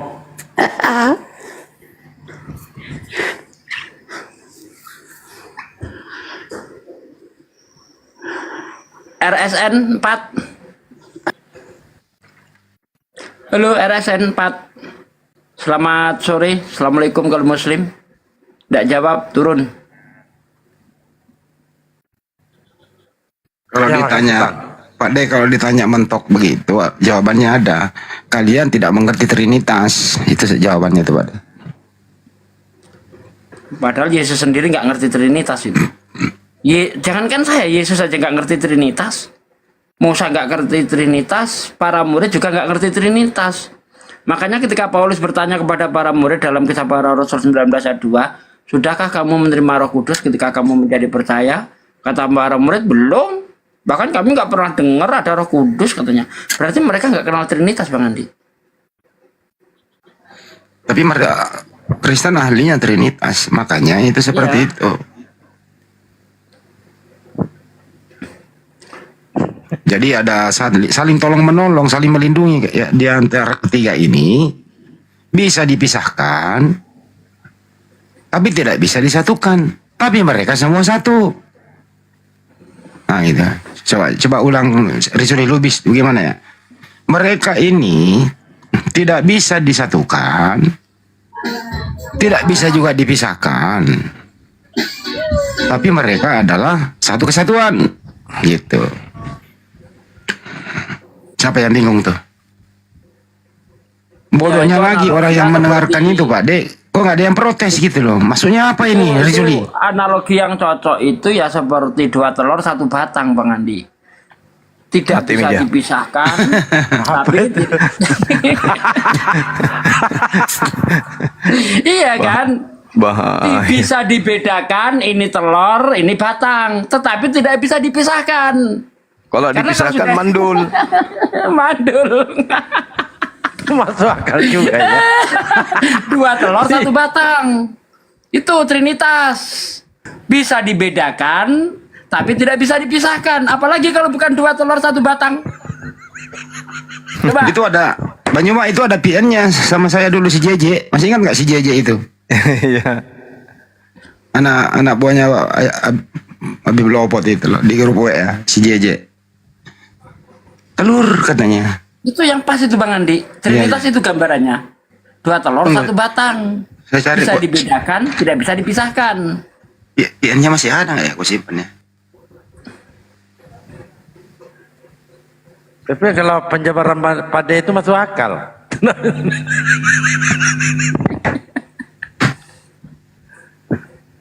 Apa mungkin Tuhan kayak gitu 2 telur 1 batang? Ya kan bisa dibedakan, tidak bisa dipisahkan. Nah iya betul kan? Ini Betul. batang, ini telur, oke bisa dibedakan. Coba pisahkan, nggak bisa. Itu 2 telur 1 batang. Allahu Akbar, parah. Saya nggak punya gambaran lain, nggak ada gambaran lain selain itu, nggak bisa. Iya. Ya kan, batang bukan telur, telur bukan batang. Ya tapi ketiganya adalah kelamin. Betul enggak? Betul. Lah iya, telur bukan batang, batang bukan, Trinitas kan bapak bukan roh, roh bukan anak, anak bukan bapak. Tapi ketiganya adalah Tuhan. Telur bukan batang, batang bukan telur, tapi ketiganya adalah kelamin. Bisa dibedakan, tidak bisa dipisahkan. Pas. Halo. Halo. Halo. Ya, ini bahas telurnya Bapak apa bagaimana ini? Ya, telurnya Yesus juga nggak apa-apa, Bang. Oh, tapi kan Ini analogi Trinitas itu seperti apa coba? Bisa bisa dibedakan tetapi tidak bisa dipisahkan. Itu gambarannya seperti apa, Bang? Roda beca, enggak bisa roda beca. Yang saya dengar tadi kan telur. Ini bahas telurnya Bapak atau telurnya siapa ini? Telur Yesus. Yesus kan bagian dari Trinitas, Bang. Telur Yesus. Mbak, Bagian yang dari saya Trinitas dia. Yang saya masukkan di sini, pas saya masuk di live ini kan saya dengar bahas telur. Nah. Ini bahas telurnya host atau telurnya Suma ini atau Bapak yang bicara ini? Udah saya jawab telurnya Yesus. Masih nanya juga. Kan enggak ada di sini Yesusnya, Bos. Enggak ada di sini, tapi yang kita bahas adalah Trinitas berkaitan dengan Yesus. Maka yang cocok adalah yang jadi gambaran adalah telurnya Yesus sama batangnya Yesus. Saya tadi pas masuknya dengarnya telur-telur, makanya saya pikir lagi. Iya, nggak perlu kemana-mana Pak. Langsung aja ke temanya Dewa Molok. Apa itu Dewa Molok? Saya juga nggak ngerti, Bos. Nah, silakan Bang Juma. Disampaikan oleh Bang Suma. Dewa Molok itu dewa yang senantiasa kepadanya dipersembahkan darah manusia. Di situ diterangkan di dalam Imamat 18. Nah, Kristen ini kan keciduk mempersembahkan darah manusia di atas pohon. Kepada siapa lagi dipersembahkan? Sementara Elohim, Tuhan yang menyatakan diri kepada nabi-nabi Yahudi itu tidak minta darah manusia. Nah, berarti Yesus yang ditumpahkan darahnya di atas salib itu dipersembahkan darahnya kepada siapa? Hanya ada satu kandidat, yaitu Dewa Molok. Gitu. Telurnya siapa tuh yang ngomong tadi? Sudah, telurnya sudah matang. Itu dibantah sanggahannya. Dewa Molok. Ini ngomong apa ini? Loh, Elohim tidak menginginkan persembahan darah. Bos, saya nggak tahu. Tuhannya Yahudi. Sedangkan saya bukan orang Yahudi. Anda paham nggak? Yesus orang Yahudi, gimana dong?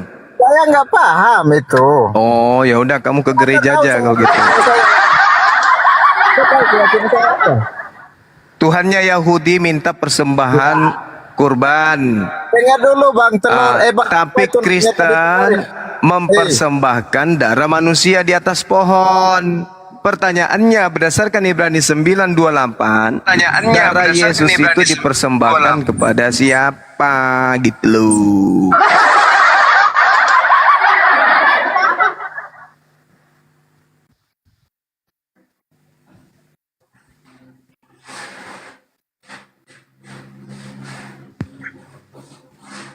Kalau nggak ngerti Bible nggak usah naik, Pak.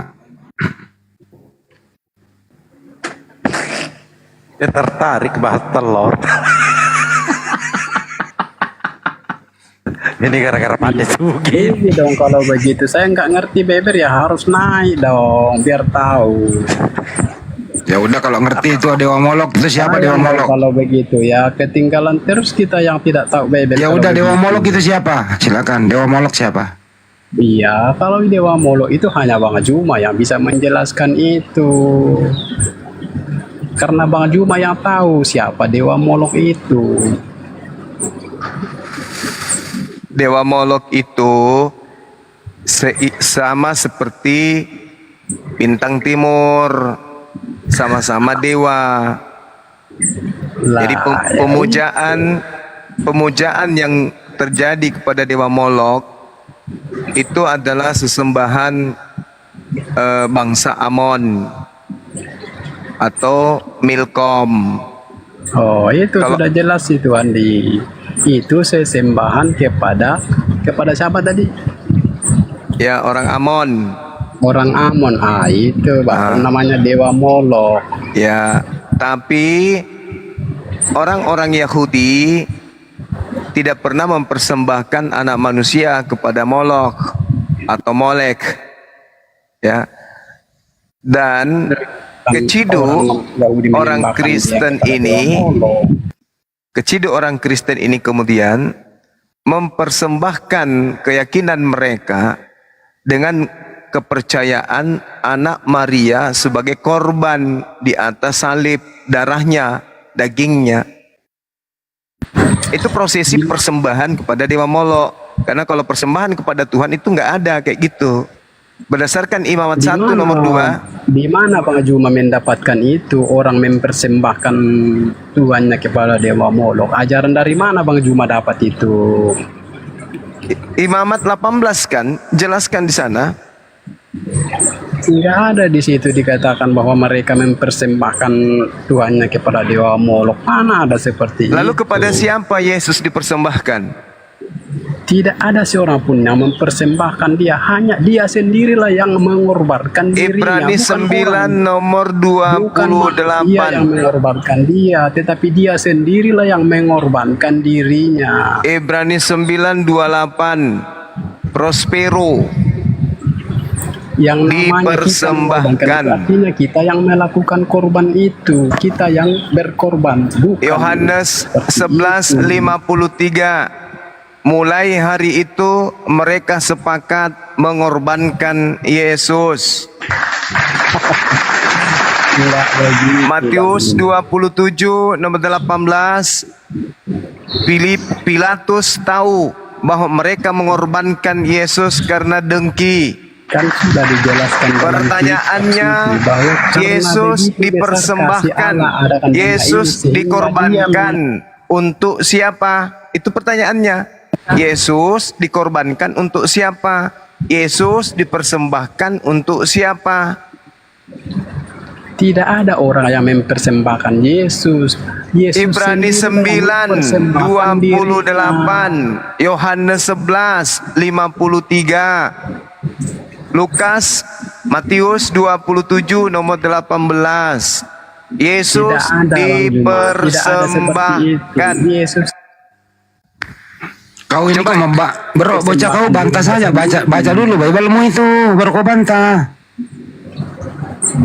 Bang Juma pakai data, kamu pakai congor doang, gimana kamu ini? Data dari mana dia? Tidak ada datanya itu bahwa orang mempersembahkan manusia. Yohanes 11:53 tadi itu loh. Ya. Ibrani 9:28. Demikian pula Yesus hanya satu kali saja dipersembahkan untuk menanggung dosa banyak orang. Dipersembahkan kepada siapa? Bukan manusia yang mempersembahkan dia, tetapi dia sendirilah yang mempersembahkan dirinya. Anda baca di Matius 27:18, mereka mempersembahkan Yesus karena dengki. Iya, kalau dikatakan di situ bahwa mereka mempersembahkan Yesus karena dengki, ya itu bukan karena dia mempersembahkan, tapi karena bencinya dia, makanya dia berbuat itu. Itu bukan persembahan namanya itu karena gara-gara bencinya dia.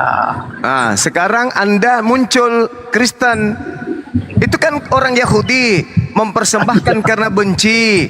Oke? Iya. Betul? Nah, sekarang orang Kristen panen dari kebencian itu dengan mengatakan dengan matinya Yesus di atas tiang salib, dia telah membatalkan dosa-dosa, menggugurkan dosa-dosa dengan darahnya. Sekarang kalau itu betul, maka muncul pertanyaan, Yesus kalian persembahkan kepada siapa? Kan gitu. Kalau Anda mengatakan kami tidak mempersembahkan, terus kenapa? Terus kenapa dosa kalian itu dihapuskan? Orang-orang Yahudi mempersembahkan hewan ternak, kurban kepada Elohim, domba, sapi, lembu, kambing. Mereka persembahkan kepada Elohim untuk tebus dosa. Nah, kalian, menurut konsep kalian, Yesus juga untuk nebus dosa. Pertanyaannya, nebus kepada siapa? Nebus kepada siapa? Untuk mendamaikan siapa? Untuk meredam angkara murka siapa? Kok dia harus menjadi korban? Ya tidak ada seorang pun yang mengorbankan Yesus. Sekarang kenapa dosa-dosa? Kenapa dosa-dosa kalian itu ditebus? Ditebus kepada siapa dosa kalian itu? Ya, Yesus itu menebus dosa-dosa Iya, manusia. menebus ke siapa? Menebus ke siapa? Ya, menebus kepada aturan Tuhan itu sendiri. Karena Tuhan yang mana? Tuhan yang mana minta darah manusia? Tuhan sendiri. Tuhan bisa yang membatalkan mana? aturan itu. Tuhan yang mana minta darah manusia?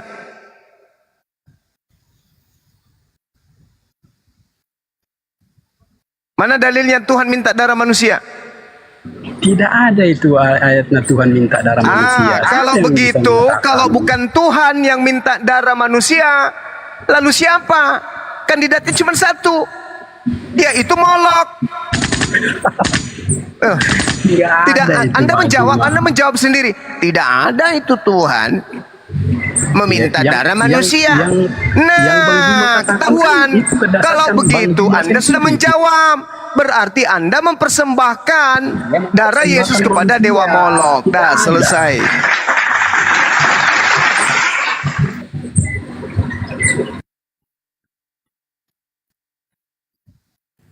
Anda mempersembahkan darah Yesus kepada Dewa Molok. Anda menjawab sendiri kan? Saya tidak pernah mempersembahkan siapapun kepada Dewa Molok. Siapa bilang saya mempersembahkan Kalau dewa begitu, oke. Berarti Anda membantah kematian Yesus di atas pohon. Lah, kalau kematian Yesus tidak bisa saya bantah. Maka muncul pertanyaan, kematian Yesus itu dipersembahkan kepada siapa? Ya kan sudah jelas Alkitab menjelaskan bahwa dia mengorbankan dirinya itu untuk menebus umatnya daripada aturan Tuhan itu sendiri. Di mana aturan Tuhan dihapuskan dengan darah manusia? Ya kan ketika manusia jatuh ke dalam dosa. Ya enggak, saya enggak tanya itu. Yang saya tanya, di mana aturan Tuhan dihapuskan dengan darah manusia itu di mana tertulis? Tidak ada itu dikatakan Tidak ada berarti Yesus tidak dipersembahkan kepada Elohim. Yesus dipersembahkan kepada siapa? Tidak ada seorang pun kepada Dewa Molok. Yesus sendirilah yang mempersembahkan dirinya untuk menebus manusia dari kutuk hukumnya Tuhan sendiri. Di mana kemudian, di mana Tuhan melepaskan kutuknya dengan darah manusia? Di mana tertulis? Kalau dikatakan melepas kutuknya dengan darah manusia, tidak ada. Tidak ada. Dengarkan teman-teman, menurut dia sendiri tidak ada. Tuhan melepaskan kutuknya daripada dosa itu. Tidak ada, kata dia. Sekarang, Yesus itu ditumpahkan darahnya sebagai korban atau tidak? Ya jelas, kan sudah jelas. Jelas. Tuhan Anda katakan tidak minta darah manusia. Anda sendiri mengatakan Tuhan tidak minta darah manusia. Sekarang darah Yesus ditumpahkan kepada siapa? Ya, Yesus itu menumpahkan darahnya untuk aturan Tuhan sendiri. Di mana aturan Tuhan minta darah manusia? Anda mengatakan tidak ada. Berarti kepada siapa darah Yesus ditumpahkan? Hanya satu kandidat. Mama. Hanya Dewa Molok berarti. Jangan terlalu menjadi pengajar sesat Bang Juma. Jangan. Sekarang begini, coba kamu baca di dalam Amsal 6 nomor 16. Coba baca. Bacakan aja Bang Juma. Oke, saya bacakan. 6 perkara yang dibenci oleh Tuhan. Bahkan 7 perkara yang menjadi kekejian di dalam hatinya. Nomor 17-nya. Apa itu? Mata yang sombong, lidah dusta, lalu tangan yang menumpahkan darah orang yang tidak bersalah. Jedor. Ya, benar itu. Jadi menumpahkan darah Yesus itu menebus dosa atau membangkitkan kekejian bagi Tuhan? Siapa yang menumpahkan darah Yesus? Mulai ngaco. Yesus ditombak tidak? Ya jelas dia itu ditombak. Ketika Yesus ditombak, darahnya tumpah tidak? Jelas tumpah. Menumpahkan darah Yesus itu kekejian bagi Tuhan atau itu untuk menghapus dosa? Ya, menumpahkan darah manusia ya jelas itu kekejian bagi Tuhan. Kekejian. Berarti penombakan Yesus itu Tapi penebusan kalau dosa. berbicara Dengar. Berarti penombakan Yesus itu kekejian bagi Tuhan atau itu penebusan dosa? Jawab.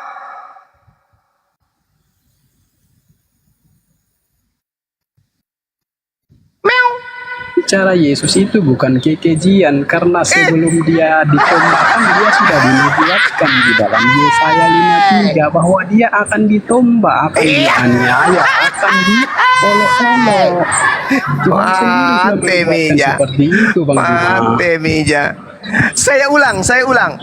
Menombak Yesus itu kekejian bagi Tuhan atau bukan? Ya jelas kalau menombak manusia ya jelas itu kekejian bagi Tuhan. Pintar. Tetapi kalau tentang Yesus itu tidak, karena dia sudah dinubuatkan, Tuhan sendiri sudah merencanakan itu. Allahu Akbar, Masya Allah.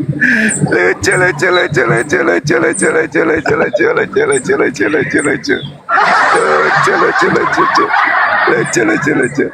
Penombakan terhadap Yesus menurut Amsal 6 itu adalah kekejian, hal yang dibenci Tuhan. Hal yang dibenci kalau Tuhan. Berbicara kepada Yesus itu khusus, tapi kalau berbicara manusia itu kekejian bagi Tuhan. Khusus. Berbicara kepada Yesus yang ditombak itu ya tidak bisa dikatakan kekejian. Khusus kalau Yesus boleh. Tuhan sendiri yang terjadi. Jadi kalau khusus Yesus boleh ditombak. Ya boleh karena sudah sesuai dengan rencana Tuhan yang terjadi. Di mana tertulis rencana Tuhan menombak anaknya? Di mana? Ya di dalam Yesaya 53 itu kan sudah jelas bahwa dia akan ditombak, akan ditikam, akan diolok, akan dianiaya. Itu sudah jelas sekali itu. Itu firman Tuhan atau bukan? Ya itu kan firman Tuhan. Oke, firman Tuhan. Baik, kita uji kebenarannya tipuanmu ya. Kita lihat di dalam. Loh, bukan tipuan saya. Itu tipuan Anda, mencoba. Dengar. Anda mencoba sebelum kejadian itu terjadi. Anda mencoba menipu manusia dengan mengais-ngais kitabnya Yahudi, mengatakan itu adalah khusus untuk Yesus. Alkitab. Mari kita lihat pembantaian bantahan Yesus. Mari kita lihat bantahan Yesus, boleh? Boleh kita lihat bantahan Yesus terhadap kegilaan Karisteng menganggap Yesaya 53 itu adalah nubuat untuk penombakan Yesus. Boleh?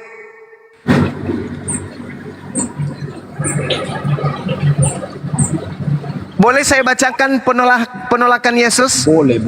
Oke. Boleh. Ya, sayangnya kamu tidak punya otak, tapi mudah-mudahan kamu punya otak hari ini.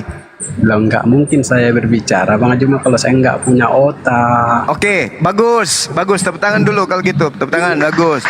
Kita dengarkan ya teman-teman. Dia mengaku punya otak. Oke. Kita buktikan. Anda punya otak. Anda punya otak atau tidak punya otak, kita buktikan. Dengarkan saya. Oh, aku tahu. Begitulah. Aku tahu bahwa kamu adalah keturunan Abraham, tetapi kamu berusaha untuk membunuh aku karena firmanku tidak beroleh tempat di dalam kamu. Ini kenapa ini? Orang-orang Yahudi berusaha. Ya, itu kan arti. Orang-orang Yahudi berusaha menggenapi nubuatan Yesaya 53. Kenapa Yesus justru mengatakan mereka tidak beroleh firman? Jawab. Anda mengatakan Yesaya 53 itu nubuat, dan itu nubuat untuk Yesus, dan Anda katakan itu firman Tuhan. Tapi kenapa Yesus mengatakan engkau keturunan Abraham, tapi kamu berusaha untuk membunuh aku karena firmanku tidak beroleh tempat di dalam kamu? Nah, kenapa Yesus justru marah, mengatakan bahwa kamu tidak memperoleh firman dalam dirimu? Bukankah rencana pembunuhan itu sudah ada dari sejak Yesaya? Harusnya Yesus mengatakan, wow, luar biasa. Firmanku, Yesaya 53, ada di dalam diri kalian. Sehingga kalian ingin mempraktekkan Yesaya 53 itu. Ayo kawan-kawan, tombaklah aku, rabalah aku, ciumlah aku, peluklah aku, gantunglah aku.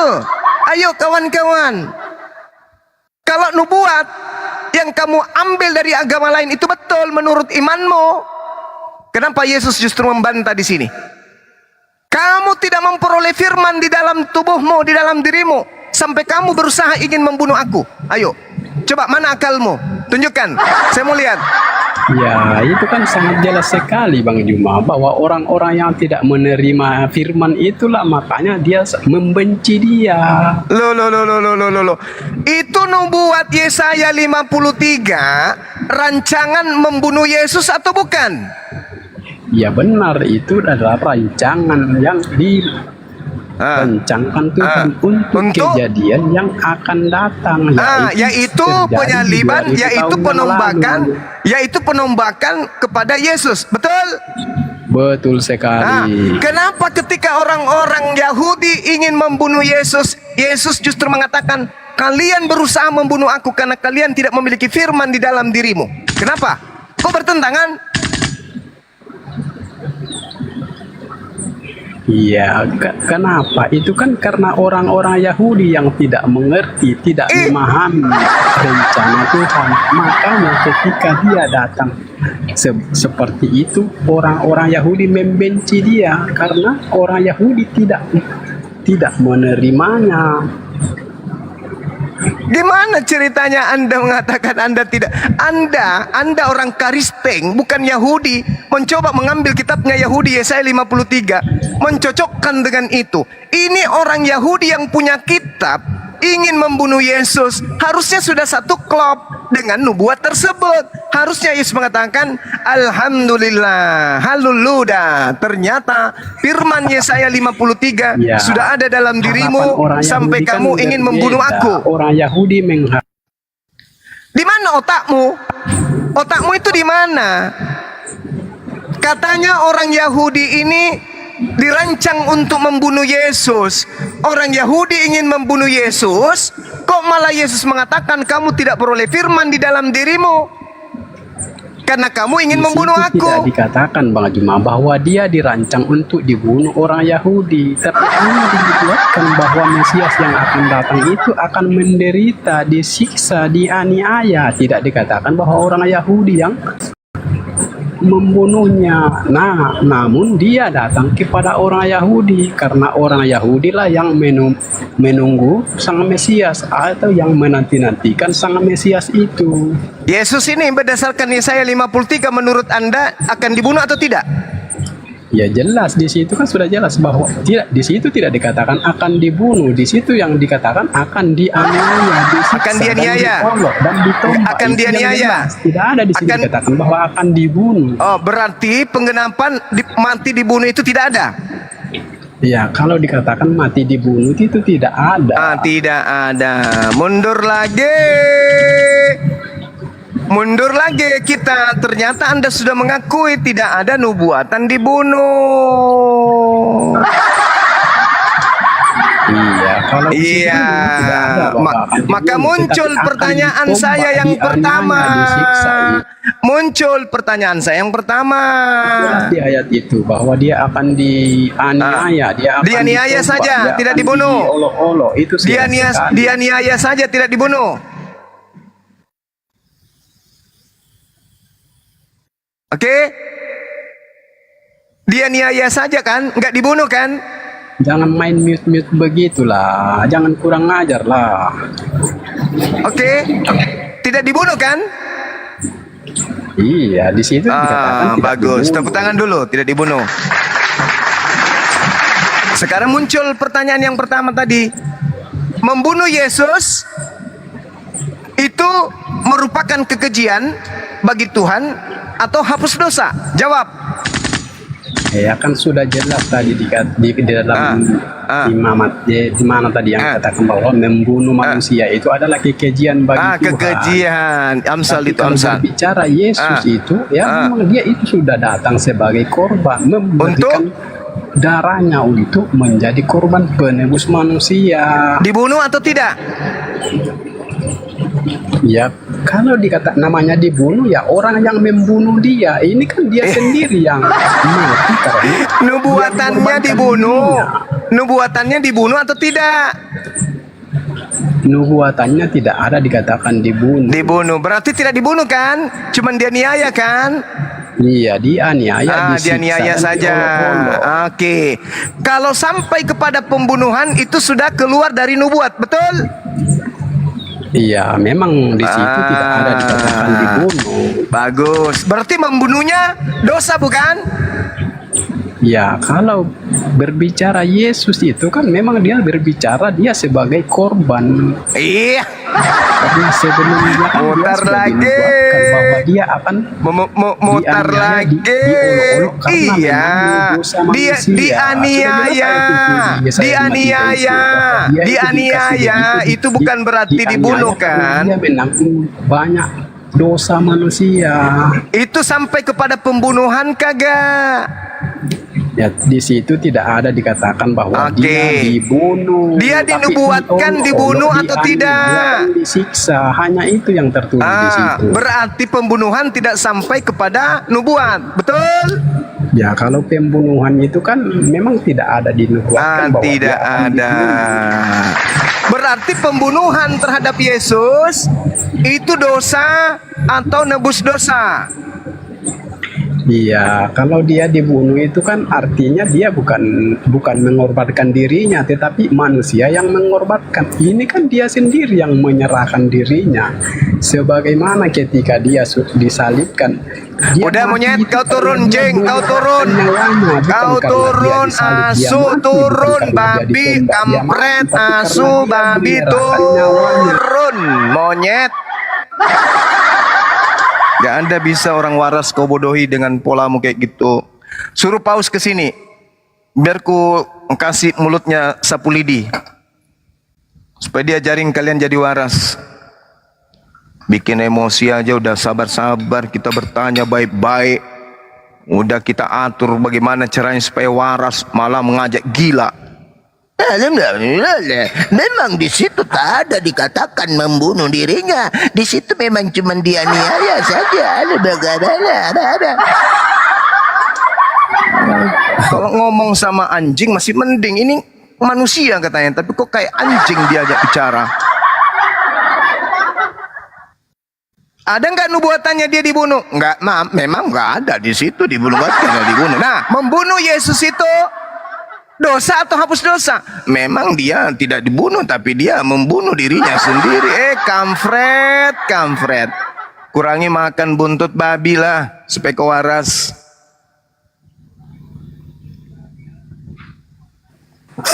Bunuh diri dia pakai Yesaya. Penggenapannya itu kebablasan, Gurunda. Nah itu dia makanya. Penggenapannya tidak sampai kepada pembunuhan. Loh kok dibunuh? Dia menyerahkan dirinya sendiri. Kampret. Udah dibacakan Yohanes 8. Aku tahu kamu adalah keturunan Abraham, tetapi kamu berusaha untuk membunuh aku karena firmanku tidak beroleh tempat di dalam kamu. Malah dibilangnya Yesus rela untuk dibunuh. Dasar biawak. Bukan cuma rambut yang krinyol kau, otakmu juga krinyol berkarat banyak kutunya. Udah dilanjut dulu, saya ibadah dulu deh. Tenangkan otak, habis hadapi biawak bisa bicara. Lanjut. Ini loh teman-teman. Jadi berhentilah memakai ya nubuatan Yesus di kitab orang lain. Mau Yesaya 53, Yesaya 96. Nggak bakal ada yang bisa sinkron. Kenapa? Di sana itu tidak ada hubungannya dengan Yesus yang Anda salib itu dalam hal penebusan dosa. Gak ada. Tadi udah diakui sendiri. Di situ hanya penganiayaan. Tapi endingnya kan Yesus dibunuh di tiang salib. Jadi berhentilah ya oten-oten pakai kitab orang untuk menubuatkan itu. Aduh, ribet. Disambut dulu dah yang lain. Berisik. Iya, Pak Herman. Pak Herman ini, Pak Herman. Bising kali. Pak Herman cari tempat yang rada sepi dikit dah. Selamat sore Pak Nas. Iya sore kembali. Kristen ya Pak Nas ya? Di-mute dulu Pak Herman. Betul. Sama dilempar ke bawah. Iya, Kristen ya Pak ya? Iya betul. Iya Kristen aja lah. Saya Silakan, melihat ini saya dari tadi saya mendengar perbicaraan si Juma itu kurang ajar itu. Nggak apa-apa saya hadapi bang. Jangan banyak yang ada. Bang, kok kurang ajar? Kamu yang kurang ajar, bunuh Tuhanmu sendiri. Kok saya pula yang kau tuduh? Kamulah yang kurang ajar. Kenapa Kamu tidak tahu saya kurang etika ajar? bicara. Etika bicaranya gimana? Itu tadi ngomong binatang-binatang itu. Oh memang layak. Itu tidak Kau layak. juga nanti. Kalau kamu nggak layak, aku bilangi juga begitu. Nah, kamu sendiri. Kita diskusi dulu. Apakah Anda layak disebut binatang atau tidak? Kalau otak Saya nggak tidak. berfungsi, Saya baru tidak binatang. Dia itu manusia. Oke, bagus. Ini yang kucari. Gitu dong. Kepada siapa darah Yesus dipersembahkan? Jawab. Itu dipersembahkan kepada dosamu sendiri. Nah, dari mana Anda mendapatkan ilmu dosa manusia ditebus pakai darah manusia? Jawab. Kan sudah dikatakan di dalam Alkitab itu. Di mana? Yesus turun untuk menghapus dosa manusia. Udah jelas. Yesus turun untuk menghapus dosa manusia. Ilmunya dari mana itu? Kan sudah dikatakan di situ. Di mana? Yesus Di mana? rela berkorban. Di mana? Di mana Yesus rela berkorban? Kamu baca Yohanes 11:54. Yesus lari sembunyi. Tidak ada katanya Yesus lari bersembunyi. Ya sudah, kau tunjukkan kepada saya rela Yesus itu berkorban. Dalilnya di mana? Kalau saudara tidak mengerti, nggak usah kamu kocak-kacik. Sekarang mana tunjukkan dalilnya? Coba. Di mana dalilnya? Dalil. Mulai kan ku bilang kan, awas. Kau nggak mau disebut binatang, hati-hati. Hanya binatang yang tidak berakal, oke? Kalau kau mengaku manusia, kamu harus menunjukkan data. Kalau kau berbicara, jangan kau berbicara tanpa data. Karena kalau tidak, kamu setara dengan onyek. Ayo. Tunjukkan di mana Yesus datang rela untuk mati. Di mana dalilnya? Sedangkan Matius 27:18, Pilatus mengatakan mereka menyerahkan Yesus karena dengki. Bukan dikatakan Yesus karena ikhlas, karena rela, karena ridha. Mana? Ibrani 5:7, Yesus berdoa semalam-malaman agar diselamatkan dari kematian. Dan atas doanya, atas kesalehannya, doanya dikabulkan. Ayo, mana? Yohanes 11:54, Yesus setelah mendengarkan ia ingin dibunuh, dia menghindar ke padang gurun bernama Efraim. Di sana dia tinggal bersama dengan murid-muridnya sembunyi. Mana? Yohanes 8:37, Yesus keberatan ingin dibunuh. Mana dia rela mau dibunuh? Mana? Lu pikir Yesus bembe? Seenak itu Anda ambil jadikan sebagai tumbal? Ayo. Iya baik. Jadi yang ditulis.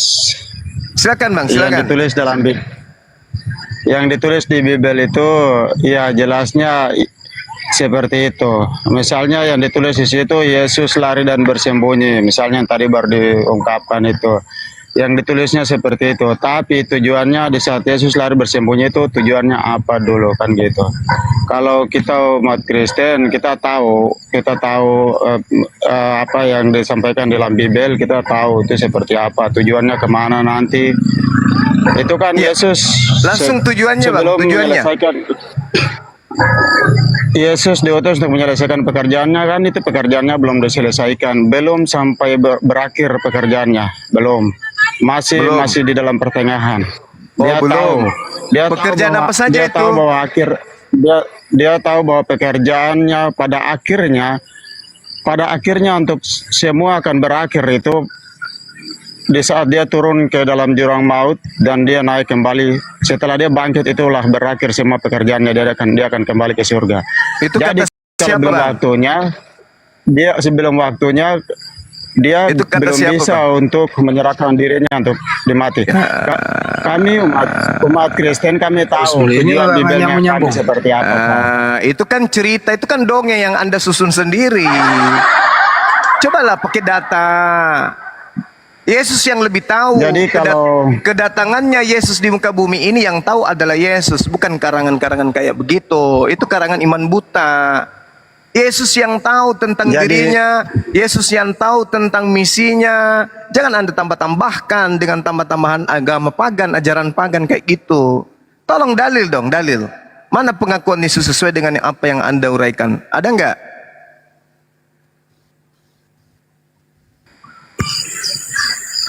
Kalau kami itu apapun yang tertulis dalam Bibel, oke, boleh-boleh aja kita ikuti dan kita baca, kita paham, kita mengerti, oke, itu aja seperti itu. Tapi kebenaran yang sesungguhnya yang disampaikan oleh Bapa di surga caranya gimana? Misalnya seperti sekarang, kita harus tanya apa yang tertulis dalam Bibel itu benar atau tidak. Jadi soal masalah penyaliban Yesus Kristus disalib untuk penebusan dosa dunia, itu Bapak tanya langsung kepada Allahmu di surga. Tanya, bergumul dengan dia, tanya agar Bapak bisa dengar jawaban langsung dari surga. Karena kalau Pak ngomong apa sih doktrin lagi. Kami tidak menggunakan doktrin, Pak. Lalu yang Tidak Anda barusan menggunakan sebut doktrin. ini apa? Yang Anda barusan bilang ini apa? Saya sebut karena saya bukti nyata. 3 hari, tidak 3 hari, selama 3 hari memasuki 4 hari, hari yang keempat itu sampai jam 12 siang. Tubuh saya tinggal di dunia, tubuh saya tinggal di bumi, dan roh saya bertemu kepada Bapa di surga, di dalam kerajaannya. Cebok dulu bang, cebok dulu bang. Kata lu dulu kalau yang merupa. Diam kau nasa. Saya bertemu dengan Bapa di surga, dengan Yesus Kristus adalah Tuhan yang disebut-sebut dan dibantah-bantah oleh umat Muslim selama ini.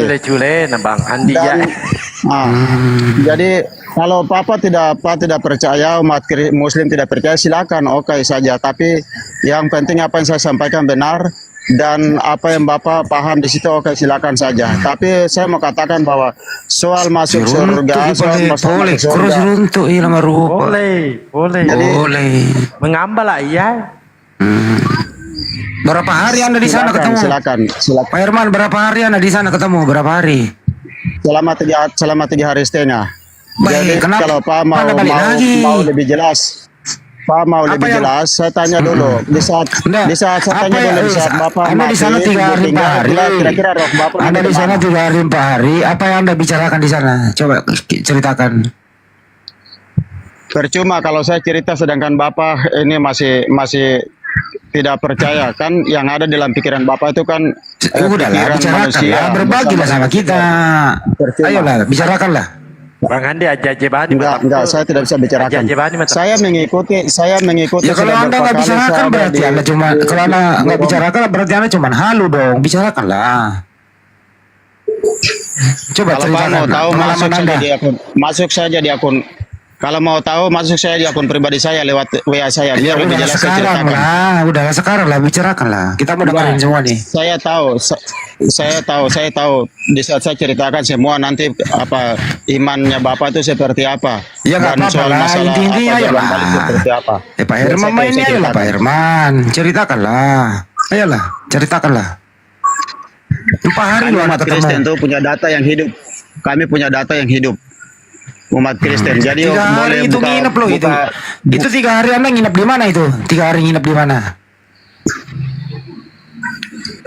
Jadi begitu aja. Biar Bapak jelaskan atau bahas yang menurut Bapak. Saya aja. Kalau yang ketemu saya yang disuruh jelasin gimana sih? Ali dekat dulu ini suruh tadi. Kau yang ketemu saya disuruh jelasin. Gimana kau? 3 hari loh itu. Ayo ceritain. Enggak, saya tidak bisa cerita. Kenapa saya tahu pikiran Bapak dan hati Bapak seperti apa saya tahu. Jadi saya tidak bisa ceritakan karena yang ada di situ tuh cuma bisa menjatuhkan, cuma bisa mempersoalkan menjadi masalah kan gitu. Bapak tidak akan yakin dan percaya. Orang mau dengerin ini.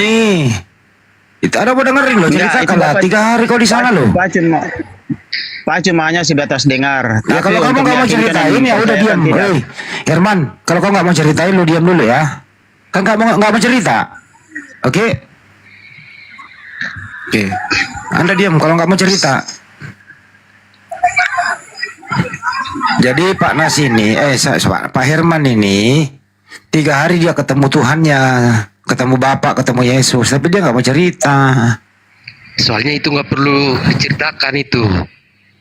Jadi kalau begitu, saya juga jangan. Saya ketemu Yesus kemarin selama 7 bulan berturut-turut. Saya nggak mau cerita juga. Gimana? Salah dong. Begini bos, walaupun nanti dicerita dengan apa yang nyata, saudara juga bantah. Kalaupun saya juga cerita pernah ketemu Yesus 7 bulan, itu juga bakal Anda nggak percaya. Saya nggak usah cerita ya. Bagaimana? Sama kok? Sama. Saya 7 bulan 7 hari saya ketemu itu loh. 7 bulan 7 hari saya ketemu. Oh, saya nggak usah cerita. Karena saya cerita nanti kau nggak percaya. Iya, itu. Ya udah. Gak usah ceritakan. Nggak usah cerita. Iya. Saya cukup hanya bertanya aja gini. Boleh nggak saya bertanya? Entar dulu diam kau Nas. Saya sama Herman dulu. Pak Herman. Kalau di umat Kristen, kalau di agama Kristen atau di kita Nasrani, kalau 7 bulan ketemu Yesus itu sudah hidup lagi, tubuh itu mati, sudah tidak hidup, sudah membusuk.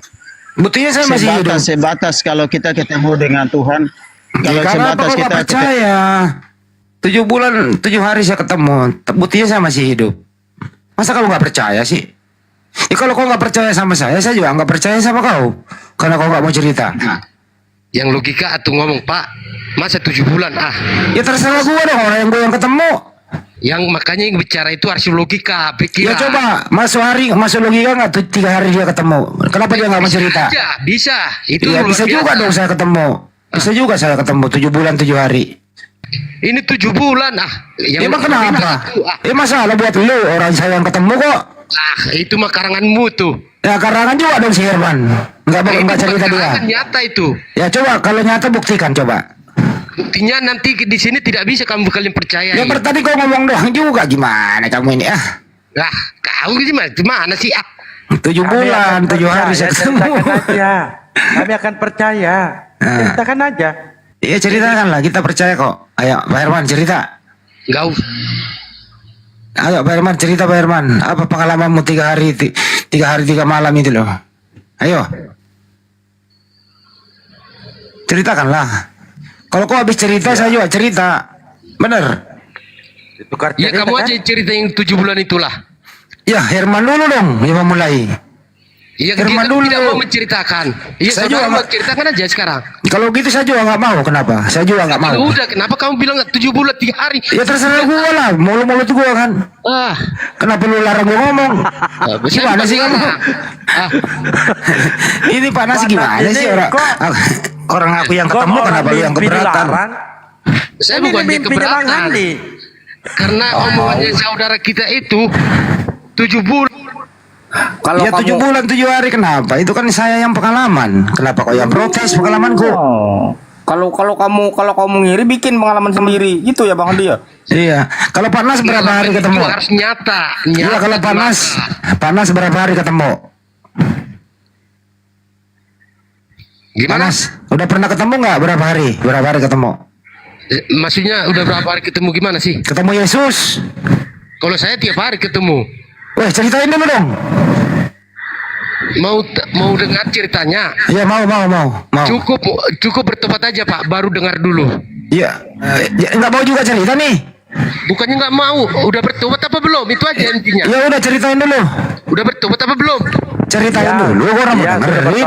Kami sudah bertobat. Iya udah bertobat, udah ceritain. Kalau udah bertobat, udah dengarkanlah nanti malam apa yang terjadi. Itu aja intinya. Kok ceritanya kok nanti malam? Kok ceritanya nanti malam? Kan mau dengar. Mau dengar? Ya udah, sekarang saya mau dengerin. Kalau sekarang jangan dulu. Tunggu Kenapa? dulu. Harus bayar. Coba dulu semuanya. Harus bayar. Bukan bayar, di sini mah gratis. Ya udah ceritain lah. Tidak ada bayar. Cerita bersambung lagi nanti malam. Gimana bikin penasaran Pak Nas ini ya? Ini tidak ada cerita bersambung di sini. Ya udah ceritain lah sekarang. Tiap hari lo ketemu. Lebih hebat kau daripada Pak Herman. Ya, tiap hari saya ketemu. Pak Herman cuma 3 hari, kau tiap hari. Apa aja lo? Obrolannya apa aja? Obrolan 3 hari ketemu. Coba. Benar, mau cerita ini. Mulai saya lahir sudah saya ketemu Yesus. Iya, apa ceritanya? Apa yang Ini sampai dibicarakan? sekarang saya hidup ini. Udah. Sekarang umur saya udah 44 tahun. Wah, masih Ketemu di ketemu di Tuhan mana? Yesus mengasihi saya. Ketemu di mana, Bang? Ketemu di sini. Di mana? Di Komal. Dimanapun saya berada, tetap saya bertemu sama dianya. Bentuknya seperti apa, Bang? Laki-laki apa perempuan? Makanya biar lu tahu bentuknya yang seperti mana, makanya bertobat. Ya kan Anda yang ketemu, ceritain lah, Bang. Abang kok pelit banget sih berbagi. Ayolah ceritain lah sama kita. Seperti apa modelnya, Bang? Bentuknya. Ya gimana? Bos. Ya gimana, Bos? Nah, bila saya berkata seperti apa yang saya alami, saudara bakalan down nanti. Itu. Ya nggak apa-apa, Bang, ceritain lah. Down Nggak nanti usah takut. Nanti Nggak nggak usah laku takut. nanti kalian. Ayolah, Bang, ceritain lah. nanti. Abang kalau nggak mau cerita, Anda diam aja kalau nggak mau cerita. Diam ya. Anda kan nggak mau cerita. Mau cerita apa nih lagi nih? Katanya tiap hari ketemu Yesus. Tiap hari ketemu Yesus. Ceritain lah. Itu kan bisa ceritain apa lagi? Iya cerita. Iya seperti apa itu modelnya? Mukanya, rambutnya bagaimana? Mau ganteng apa bagaimana gitu loh, ceritain, Bang. Luar biasa. Luar biasa apanya, Bang? Di atas segala. Ganteng nggak, Bang? Dia ganteng. Lebih gantengnya. Ampun. Dia pakai jubah nggak, Bang? Pakai jubah. Melebihi segalanya. Aku pernah diinformasikan oleh Yohanes di Pulau Patmos, Wahyu 19:16. Menurut Yohanes nih, cerita kepada penulis kemudian ditulis, saya baca. Di jubahnya dan di pahanya tertulis Raja segala raja. Abang lihat nggak ada tulisan di pahanya, Bang? Seperti Yohanes. King of King, Raja segala raja. Iya betul. Bush. Di pahanya juga, Bang, ada tertulis, Bang. Kok ada tulisan di paha? Itu kan tulisan Raja segala raja. Kenapa ada tulisan di paha, Bang? Itu kan mengotori paha, Bang. Kok mengotori paha? Itu mah orang yang menuliskan itu. Berarti salah tulisan itu. Bukan salah itu, benar itu. Oh, berarti ada tulisan di pahanya. Yang kamu lihat ada, ya ada. Enggak, saya nggak lihat. Yohanes yang melihat, dia tulis. Yohanes. Coba baca. Coba Anda baca Wahyu 19:16. Ada bisa tampilin nggak? Saya tidak bisa menampilkan di sini. Tampilin Pak Benny. 16 ya. Iya, ya. Tampilin Pak Benny. Gedein dulu Pak Benny. Nah, biar dia baca. Wahyu 19:16. Siapa tahu sama pengalamannya Pak Herman sama Pak Nas nih. Wahyu 19:16. Nih.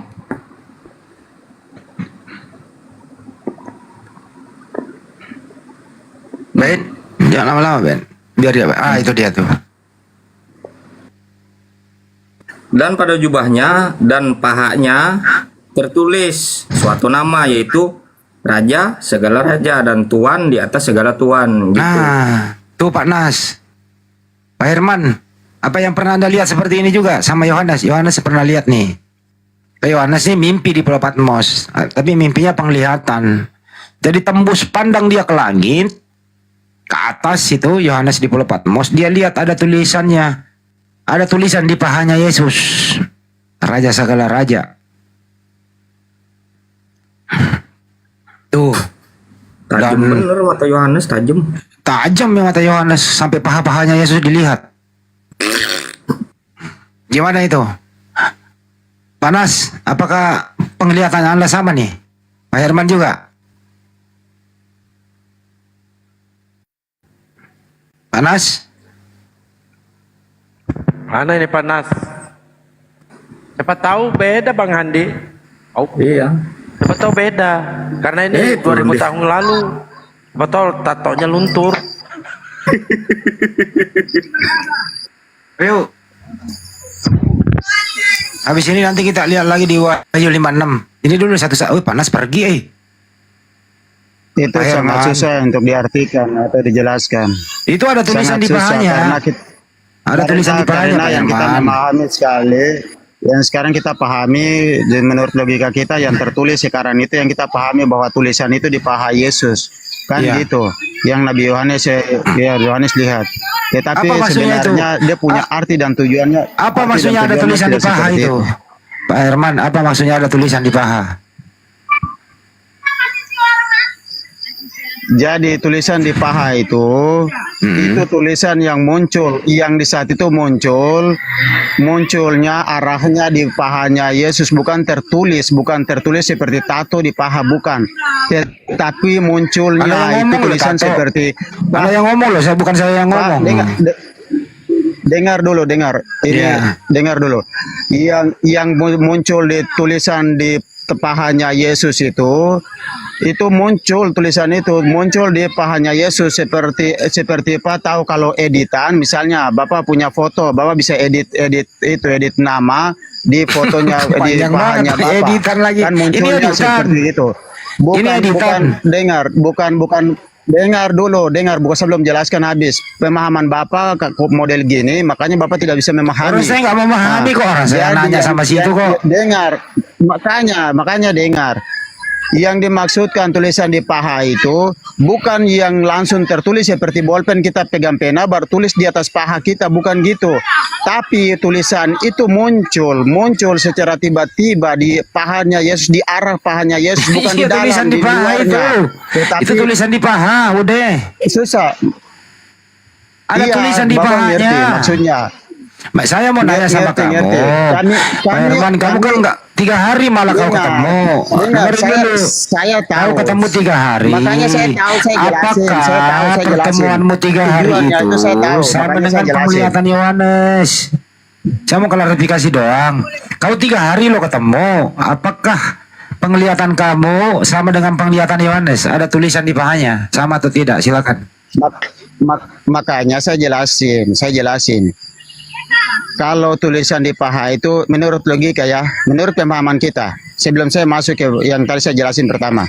Yang tadi, menurut pemahaman kita, kalau tulisan di paha itu yang pertama, sering kita buat tato di paha, itu yang pertama. Yang kedua, sering kita pakai bolpen tulis di paha, nama di paha, kan gitu secara logika manusia.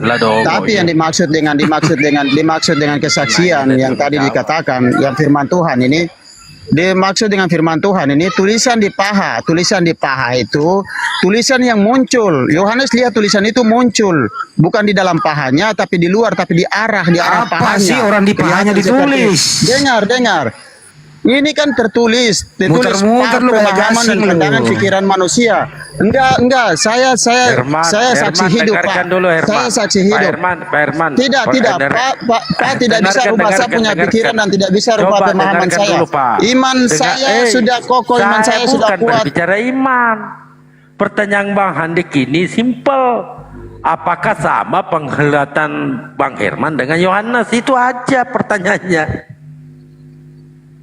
Kan Anda udah pernah ketemu 3 hari. Ya, sama enggak? Makanya biarkan kami menjelasin karena susah untuk Bapak memahami gitu loh. maksud dan tujuan. Ini loh Pak Herman. Makanya saya katakan. Pak Herman, dengerin dulu Pak Herman. Pak Herman kan udah pernah ketemu 3 hari. Nah, Yohanes juga melihat ada tulisan di pahanya Yesus. Sama enggak penglihatan kamu dengan penglihatan Yohanes? Sama atau tidak? Makanya tadi saya jelasin. Nggak usah Itu Yohanes dijelasin, tulis tinggal secara ngomong garis sama besar atau beda. dipaham. Nggak usah dijelasin Tidak, sama. Tidak. Ya beda ya udah. Tidak, saya Ya udah kalau jelasin. beda.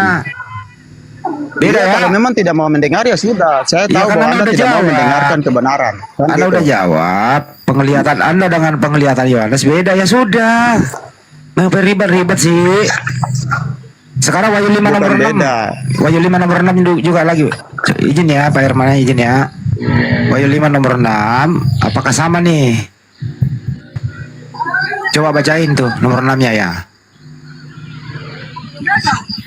Nih, maka aku melihat di tengah-tengah tahta dan keempat makhluk itu, dan di tengah-tengah tua-tua itu berdiri seekor anak domba, seperti telah disembelih, bertanduk 7, bermata 7. Itulah ketujuh roh Allah yang diutus ke seluruh bumi. Ya. Ada seekor anak domba yang disembelih. Anda lihat nggak itu, Bang? Bang Herman. Ada seekor anak domba yang disembelih. Siapa itu anak domba yang disembelih, Iya. Pak? Anda lihat nggak kejadian itu di sana? Anak domba itu menandakan bahwa Yesus Kristus. Jadi berarti Yesus Kristus disembelih di sana.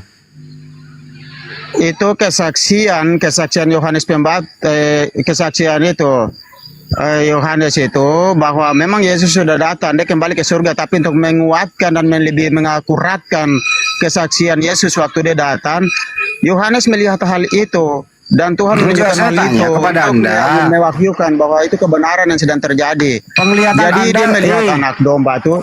Penglihatan Anda sama nggak penglihatan Yohanes ini? Makanya biarkan aku menjawab, Enggak, tinggal menjelaskan. jawab aja sama atau beda. Ini Yohanes loh yang melihat langsung. Iya. Sama nggak? Jadi dengar Pak. Pertanyaannya nggak perlu penjelasan. Saya kasihan sekali dengan Herman, umat Muslim. Herman. Kenapa? Yang Pertanyaannya dipakai nggak adalah perlu logika. penjelasan. Ini Yohanes melihat ada anak domba disembelih. Anda kan 3 hari itu, sama nggak gitu loh? Sama atau beda? Iya, makanya saya jelasin. Nggak usah dijelasin. Sama atau beda? Dengar, tidak. Ya tidak, ya udah cukup. Tidak, lu diam. Nggak usah dijelasin. Tidak sama. Yang ditunjukkan kepada Yohanes Nggak usah domba, dijelasin. Nggak usah dijelasin. Tidak sama. Wahyu 19:7 lagi, sama nggak? Wahyu 19:7 lagi. Kita cuma cek doang. Anda mau makanya biarkan aku menjawab. Nggak Anda usah bukan punya dijawab Bibel, begitu, bukan Anda nggak saksi usah. hidup. Nah, ini Anda lagi bukan nih. saksi hidup, Pak. Nggak usah. Anda adalah saksi mati karena Orang cuma nanya sama nggak? Ini lagi bacain dulu, Bang. Saksi mati. Bacain lagi nih. Kita lihat sama nggak penglihatannya nih. Marilah kita bersukacita dan bersorak-sorai dan memuliakan Dia, karena hari perkawinan anak domba telah tiba dan pengantinnya telah siap sedia. Nah, pertanyaannya Pak Herman waktu ke sana menyaksikan nggak perkawinan anak domba? 3 hari loh itu. Silakan dijawab. Yohanes melihat perkawinan anak domba. Apakah Anda melihat juga perkawinan anak domba? Silakan.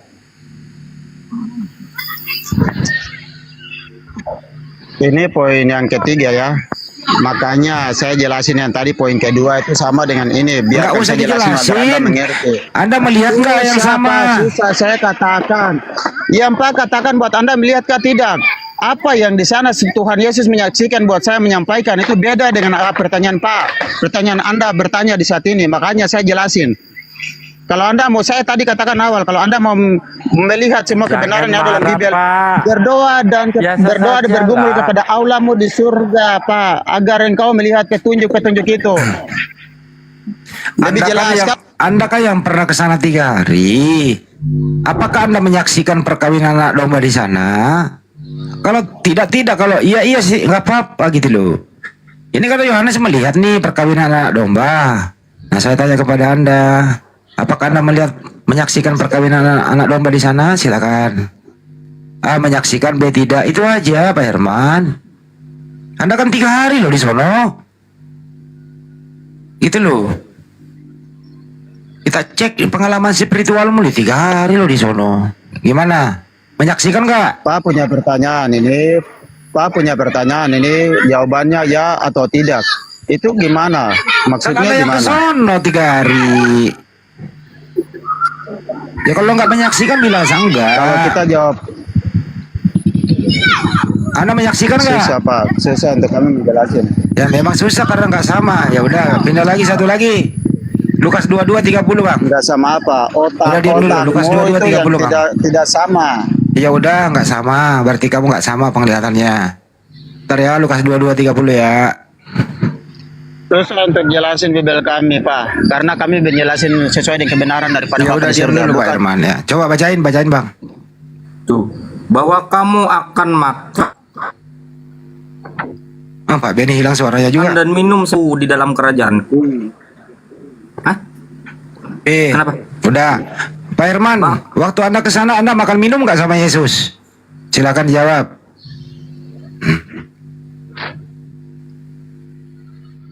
Merah ya. Pak Herman, waktu Anda ke sana Anda makan minum nggak sama Yesus? Makanan di surga adalah makanan kebenaran yang tidak pernah habis-habis, tapi di sana kekal untuk selama-lamanya. Saya nggak nanya itu. Anda makan Tahu minum makanan nggak di sama sana- Yesus? Makanan di sana itu apa? Makanya saya menjelasin. Kalau Pak tidak dengar, nggak usah sama sekali. Jangan bertanya untuk saya. Ya udah diem kalau begitu. Anda nggak bisa. Anda ternyata beda. Anda nggak menikmati makanan, ya kan? Coba Matius 21:31 Makanan di lagi. surga adalah Udah makanan- diam. Kamu makanan nggak di menikmati. Sayang terlewatkan. Kamu nggak makan minum sama Yesus. Matius 21:31 lagi. Sayang loh. Kamu 3 hari nggak makan minum sama Yesus. Matius 21:31. Nah, saya makan minum di sana. Kenapa, Ada Pak? diam dulu. Sayang kau nggak menikmati makanan itu. Diam.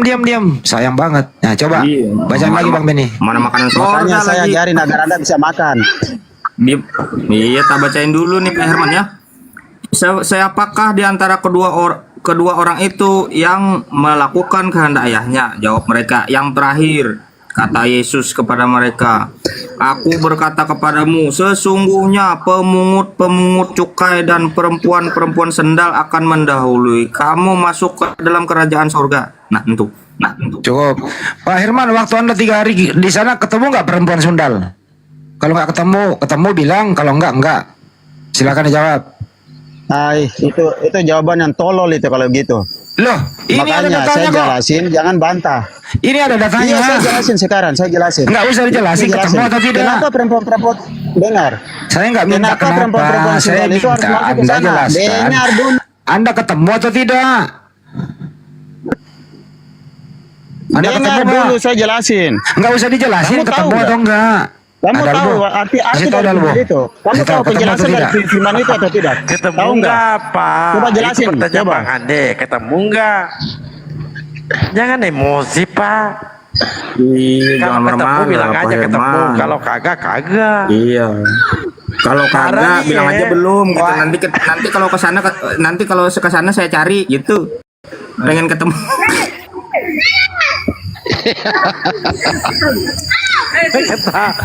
Panas ketawa. Panas, ini kan si Herman nih tiga hari di sono, makanya saya kasih data, saya cek satu-satu. Dia alami nggak kayak gini gitu loh. Begini Pak, kalian itu membuat pertanyaan yang tidak itu. Yang tidak apa, Dijelasin datanya sama ada. Pak Herman tuh. Pak Nas, Dijelasin sama- datanya ada Pak Nas. Begini Pak, itu dia mau menjelasin, Bapak tidak mau mendengar. Saya nggak minta penjelasan, saya mau bilang ketemu atau tidak. Begini aja, saya mau bertanya dulu. Diam dulu Bolehkah Pak saya Nas, bertanya? diam dulu, jangan pindahin topik. Ini Pak Herman yang 3 hari ke sono, masa semua data ya nggak dia alami? Berapa data saya kasih? Kenapa dia nggak alami gitu loh? Boleh nggak saya bertanya? Nggak usah dulu, diam dulu, Kasihan. jangan pindahin topik, diam dulu. Pak Herman, ketemu atau Kasihan tidak nih? sekali. Saya rasa kasihan. Saya rasa Anda kasihan ketemu sekali. nggak nih? Perempuan-perempuan sundal itu mereka masuk ke surga. Kenapa? Kalau di saat satu orang dari perempuan sundal itu yang Tuhan panggil ke surga itu karena dia percaya. Itu Bang Ande, bukan itu. Pak Herman ketemu enggak? Nggak ketemu kayaknya. Iya, Pindah lagi, makanya ini jangan tutup. saya Wahyu. jelasin. Nggak usah. Wahyu 12 nomor 7 Bang Beni. Wahyu 12 nomor 7. Itu aja kalian, itu aja lah pengetahuan kalian. Kenapa? Orang pengen tes dong. Wahyu 12 7. Anda tidak bisa terima ya. Anda Wahyu tidak bisa terima 12:7. jelasan saya. Jangan marah. Nah, ini satu lagi diam dulu Panas. Panas diam dulu. Panas diam dulu. Mau dibaca dulu datanya. Karena otak Anda itu tidak mau menerima kebenaran. Ya, baca Bang Beni. Maka timbullah peperangan di sorga. Mikael dan malaikat-malaikatnya berperang melawan naga itu. Dan naga itu dibantu oleh malaikat-malaikatnya. Oke, cukup. Pertanyaannya, kenapa bisa Anda selamat ke bumi? Bagaimana cara Anda melepaskan diri dari peperangan itu? Anda pakai helm kah atau bagaimana? Silakan dijawab. Nah, ini baru diterangin nih. Ya, terangkan. Silakan. Ya, terangkan, Pak. Terangkan, Pak. Ada peperangan di surga, coba lu ke sono. Nah, gimana? Coba, Pak. Otak tolol semua nih memang pertanyaan bagus. Ini datanya ada kok gimana? Jawabannya sih. Makanya Bapak jangan pertanyaannya dia ada ngaku-ngaku. tapi dijelasin. Saya jelasin. Kalau di Iya, ruang ini saya tolong dijelasin. menghargai. Jangan marah-marah lah. Itu kesaksian. Gini aja deh. Apakah peperangan di sana sudah berhenti atau masih berlangsung? Kenapa bisa Anda selamat kembali ke bumi? Makanya otakmu jangan terlalu tolol. Dengar dulu kita jelasin. Emosi dia. 7 bulan kau bertemu dengan Yesus di surga, benar. Tubuhmu tidak hancur, tubuhmu tidak busuk. Iya. 7 bulan ya. Memang terlalu munafik ini kau. Loh, orang nanya baik-baik sesuai data emosi Itu dia. kesaksian itu meyakinkan bahwa di saat Jangan waktu emosi, peperangan di Pak. surga itu malaikat Biasa-biasa Mikael aja. dengan pasukannya, malaikat Lucifer dengan pasukannya. Dengar dulu saya jelasin. Tidak emosi, saya tidak emosi. Nada saya seperti itu memang. Jadi itu kesaksian Bukan, itu pertanyaannya meyakinkan adalah- atau mengakuratkan bahwa apa yang Pertanyaannya terjadi di adalah, perjanjian lama. Anda bahwa itu benar. kesana 3 hari kok bisa meloloskan diri dari peperangan gitu loh. Silakan. Kok bisa Anda pakai apa gitu loh? Kok bisa selamat dari peperangan? Gitu loh. Atau saya tanya begini, dulu, Bang Andi. apakah peperangan di sana masih berlangsung atau sudah selesai? Silakan Mungkin jawab. begini Bang Andi, saat peperangan Pak Herman bangun dari mimpi.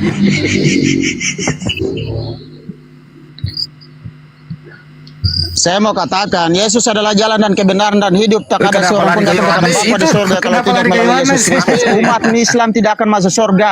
Saya saksi hidup. Saya katakan karena apa? Kalau Kenapa yang lari ke melakukan Yohanes kebenaran, 16:4? yang melakukan kebenaran sesuai dengan hukum Taurat, dengar. Yang Kenapa melakukan lari ke kebenaran sana sesuai sih? dengan hukum Taurat, yang benar-benar sungguh-sungguh dia akan masuk. Kalau tidak dia tidak akan masuk ke surga. Karena apa? Yang pertama dia mengejek atau dia menjatuhkan agama satu daripada yang lain. Dia menjatuhkan banyak kebenaran yang dia sudah melakukan dalam Jangan kehidupan emosi, pribadinya. Pak. Sedangkan Bapak, yang harus dipersiapkan untuk masuk ke surga. Jangan Tetapi emosi. pikiran dan hati dan rohnya itu sudah berbusuk karena melakukan hal-hal yang buruk. Yang dia dalam hidupnya. Jangan kejang-kejang. Aduh, yang dari surga kejang-kejang. Ini mengenai kebenarannya. Kebenaran ini kita menyampaikannya. Tolong arahnya seperti apa. Harus saling menghargai. Tapi kalau tidak menghargai satu sama lain, cuma hanya membenci, menghina, menghujat dan lain sebagainya. Apa? Orang kita pakai data kok ini kok. Kita pakai data, Anda yang datanya emosi. dijelasin, kalian tidak mau dengar. Pertanyaan Saya saya tidak apa? emosi, tapi Ini kenapa loh, harus ini potong-potong dengerin. bertanya untuk saya? Dengerin Saya menjawab, pertanyaannya kenapa ya. Anda harus potong? Dengarkan pertanyaannya. Kan gitu. Apakah Ini anggapnya seperti Anda kan Anda sudah yang ke benar, sana? ya. Anda kan Orang sudah lain ke tidak. sana. Kan gitu. Pertanyaannya oleh Panas. Iya, Dengerin pakai Panas. data. Saya punya Bible. Saya punya firman. Panas. Saya tahu. Ini orang ini gimana kebenaran. sih? Diam dulu. Kan dia Panas, dia kan ke sana 3 hari. Saya tanya, apakah di surga masih ada peperangan atau sudah selesai? Kan sederhana pertanyaannya. Itu loh. Data ada, kita tanyakan. Ada yang pernah ke sono? Nah, Anda yang ke sana mesti Anda yang jawab. Apakah peperangan masih berlangsung sekarang atau udahan? Itu loh, jawab. Luar biasa jawabannya. Terima kasih jawabannya. Inilah resikonya kalau kau ke sana. Di Bible semua data di surga ada sama gua. Ya gua kasih lah kau perbandingan. Bener nggak? pertanyaan Anda itu pertanyaan yang disalahin. Dengar. Pertanyaan Anda itu cuma mengacu kepada dua jawaban, ya atau tidak. Gimana kok yang dijelasin oleh Tuhan Yesus di surga untuk saya beda lain, yang engkau tanya harus ya kata ya dan tidak, beda. Karena otakmu tolol memang. Buset. 1 Korintus 4:10. Saya menceritakan apa yang sedang terjadi di sana. 1 Korintus 4:10, baca lagi. Saya menceritakan apa yang sedang terjadi di sana. 1 Korintus 4:10, baca lagi. 1 Korintus.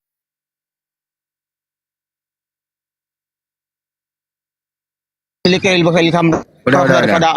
Sekarang kau Panas, baca dulu nih Panas. Kami dibilangin tolol tadi Panas. Anda baca ini Panas. Begini Pak.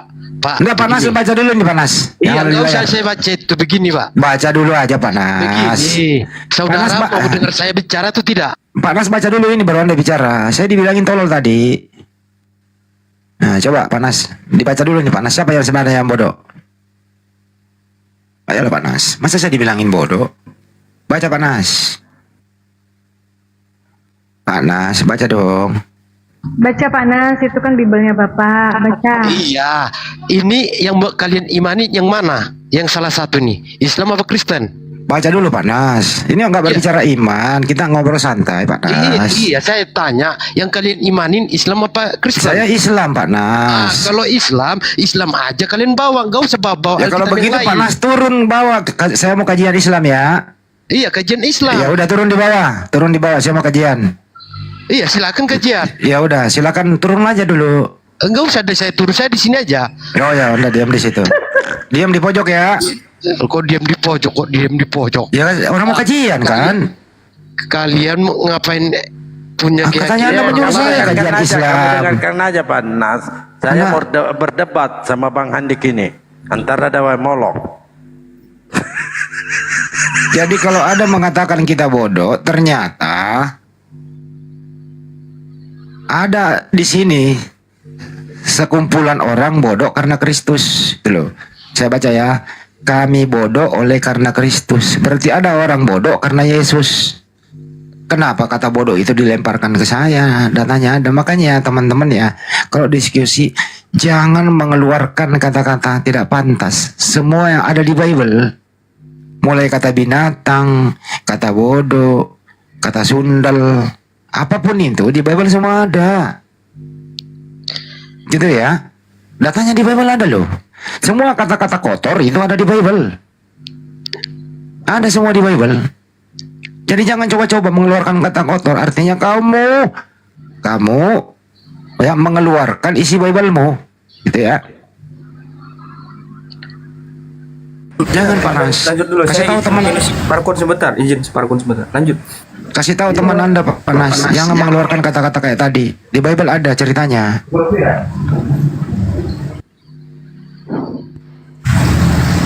Gitu ya. Pak Ares, silakan sambut dulu tamunya. Oh, siap Bang D. Pak Ares, selamat sore. Pak Ares. Pak Ares. Ya. Selamat sore. Halo. Halo. 1 2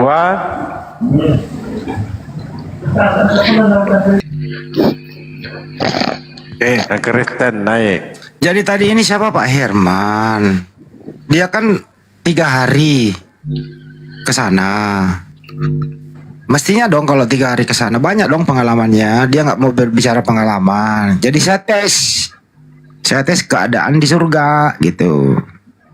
Ada beberapa tadi tesnya. Wahyu 19:16. Apakah kamu melihat seperti penglihatan Yohanes? Melihat di jubah dan pahanya ada tulisan Raja Segala Raja, King of King? Dia menjawab tidak.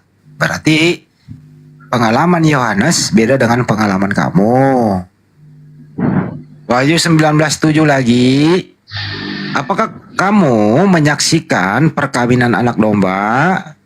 Dia Dia tidak mau menjawab. Yohanes melihat. Jadi masih lebih hebat Yohanes. Ketiga, Lukas menulis bahwa kamu nanti makan dan minum semeja dengan Yesus di dalam kerajaan surga.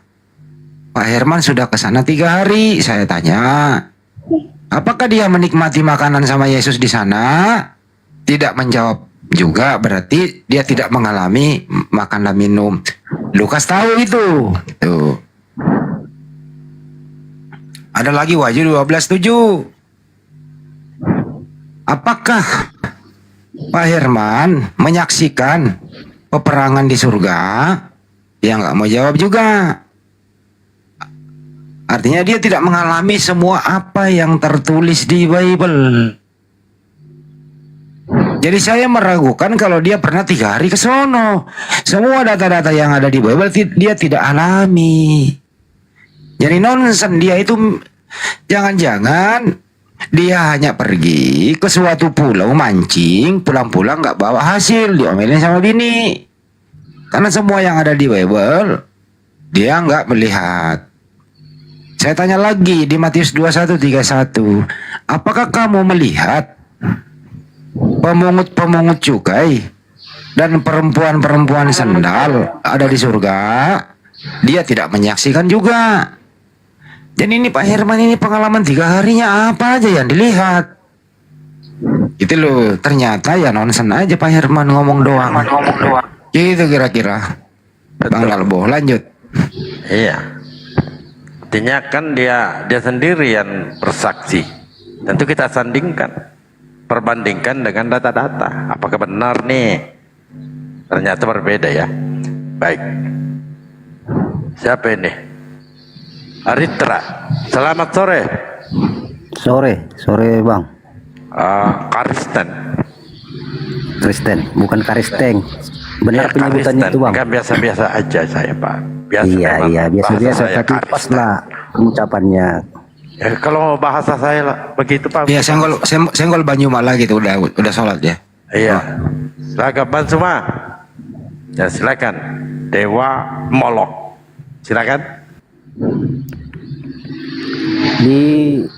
Ini aku mau nanya. Di Indonesia ini dibebaskan agama lain untuk mengotak-atik kitab agama lain gitu? Mestinya nggak bisa Pak, karena LAI juga sudah melanggar hukum sekali itu, menista agama Islam. Ya, kan saya jawab pertanyaan Anda bertanya kok Anda yang ngomong. Nggak usah apa kali. Anda yang bertanya, saya dari jawabanmu itu tidak bisa, udah. Iya, saya mau jawab pertanyaan Anda. Udah kau jawab tadi tidak bisa. Saya udah ngomong dulu dong. Orang belum jawab. Ini gimana Bapak ini? Bertanya kok.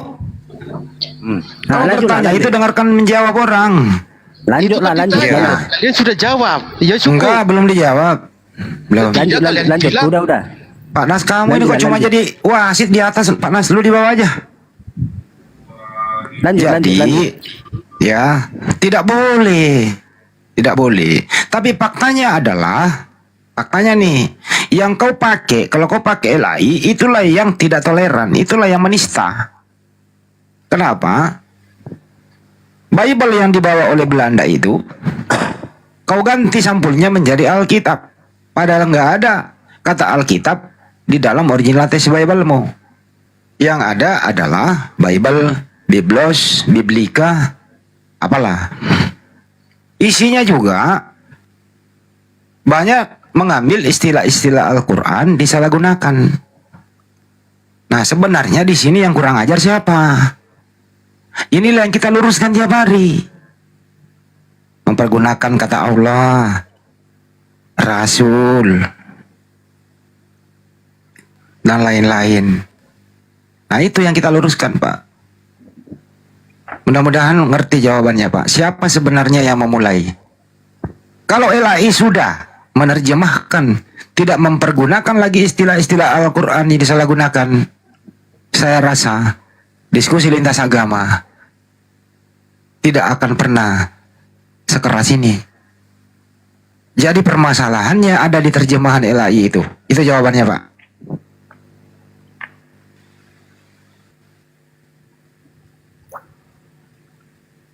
Enak kali jawabannya ya. Simple dan tepat. Kau yang memulai, kau yang harus mengakhiri. Silakan. Kami hanya meluruskan.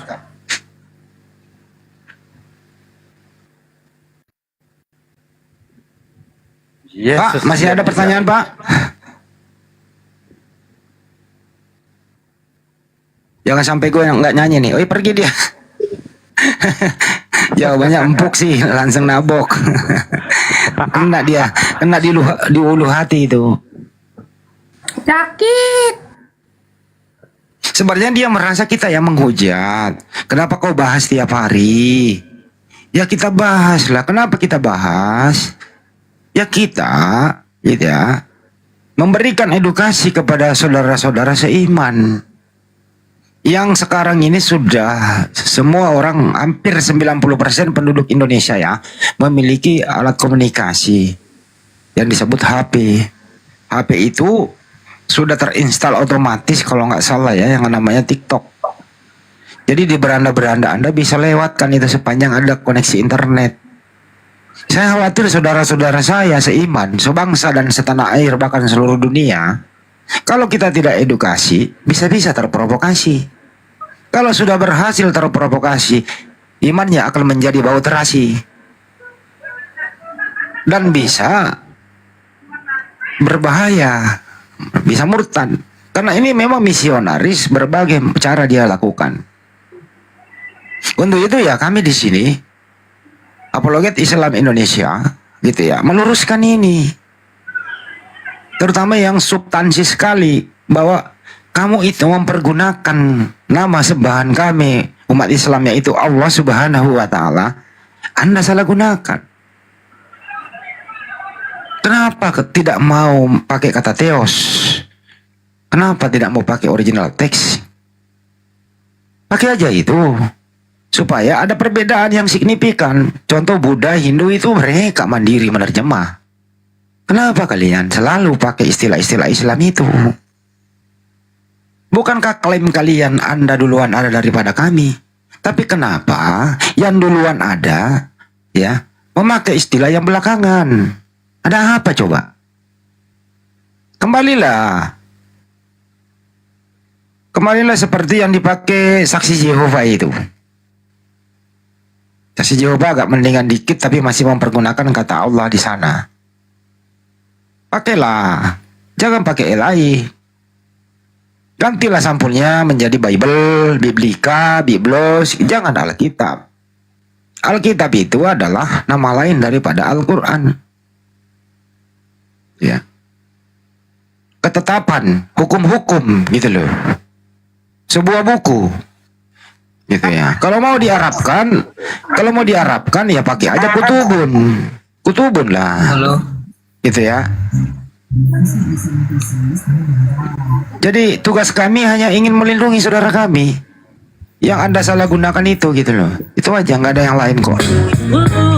Aduh berisik, apa ini masih?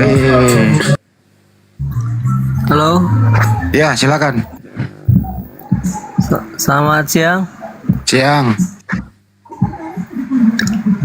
Saya mau nanya, ini ada Bang Juma ya?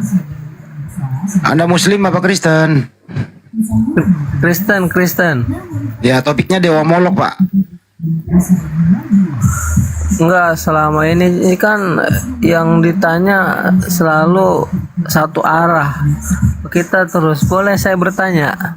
Topiknya Dewa Molok Pak. Atau topiknya adalah kenapa di terjemahan Anda itu banyak mempergunakan istilah Islam. Itu topiknya Pak. Oh, jadi nggak boleh keluar jalur itu? Nggak boleh keluar jalur Pak. Oh, ada waktunya nanti. Nanti malam-malam aja itu Pak. Nanti malam-malam. Tadinya saya mau nanya keimanan orang Islam yang ada di room ini, mau saya pertanyakan satu aja, boleh nggak? Ya silakan. Baik. Saya dengar di Islam itu ada konsep yang namanya takdir ya. kalau nggak salah di rukun iman katanya tuh yang terakhir apa ya, lupa saya namanya itu. Qadar dan kadar. Kenapa? Ya seperti itu. Kenapa? Jadi semua apa yang kita lakukan, bahkan seorang yang mau masuk neraka dan masuk surga itu sudah ada di Lauhil Mahfuz, sudah dicatat. Terus apa gunanya kita hidup di sini kalau memang kita sudah ditakdirkan di Lauhil Mahfuz itu kita bakal masuk neraka? Contoh, saya nggak mau nih. Anda bertanya atau Anda yang nyerangin, Pak? Enggak, saya mau bertanya. Ya, pertanyaan itu bunyinya apakah, bagaimanakah? Kok Anda yang nerangin? Tanya aja, tanya kok saya harus yang ngajarin bertanya. Yang jadi pertanyaan, kenapa, untuk apa kita hidup di dunia ini kalau memang akhirnya Oke, saya jawab ya. Boleh saya jawab, Pak? Boleh saya jawab? Atau Anda masih mau ngoceh? Boleh. Oke. Iya, Bella. Takdir itu ada dua. Ada namanya takdir molak. Apa itu? Yaitu takdir yang tidak bisa berubah. Apa itu? Contohnya jenis kelamin dan kapan lahir dan seterusnya. Nah, di sini masuk nih, ada namanya takdir mukbram. Adalah sesuatu yang ditentukan oleh Allah Subhanahu wa taala melalui proses. Tapi apa itu? Melibatkan manusia di dalamnya. Nah, itulah gunanya kita memang diberi akal agar takdir yang tadi ini bisa melibatkan kita. Contoh, Allah Subhanahu wa taala sudah mentakdirkan bahwa kafir itu akan kekal di neraka. Nah, makanya kami sebagai umat manusia diberi akal agar tidak kafir. Itu takdir namanya. Jadi ada dua takdir di sini ya. Sekali lagi saya ulang nih. Ada takdir yang sudah ditentukan kapan kita lahir, ibu yang mana melahirkan kita, hari apa kita lahir, dan seterusnya. Tapi kalau takdir yang satu ini adalah takdir yang bisa merubah sesuatu karena kita berakal, karena kita berikhtiar.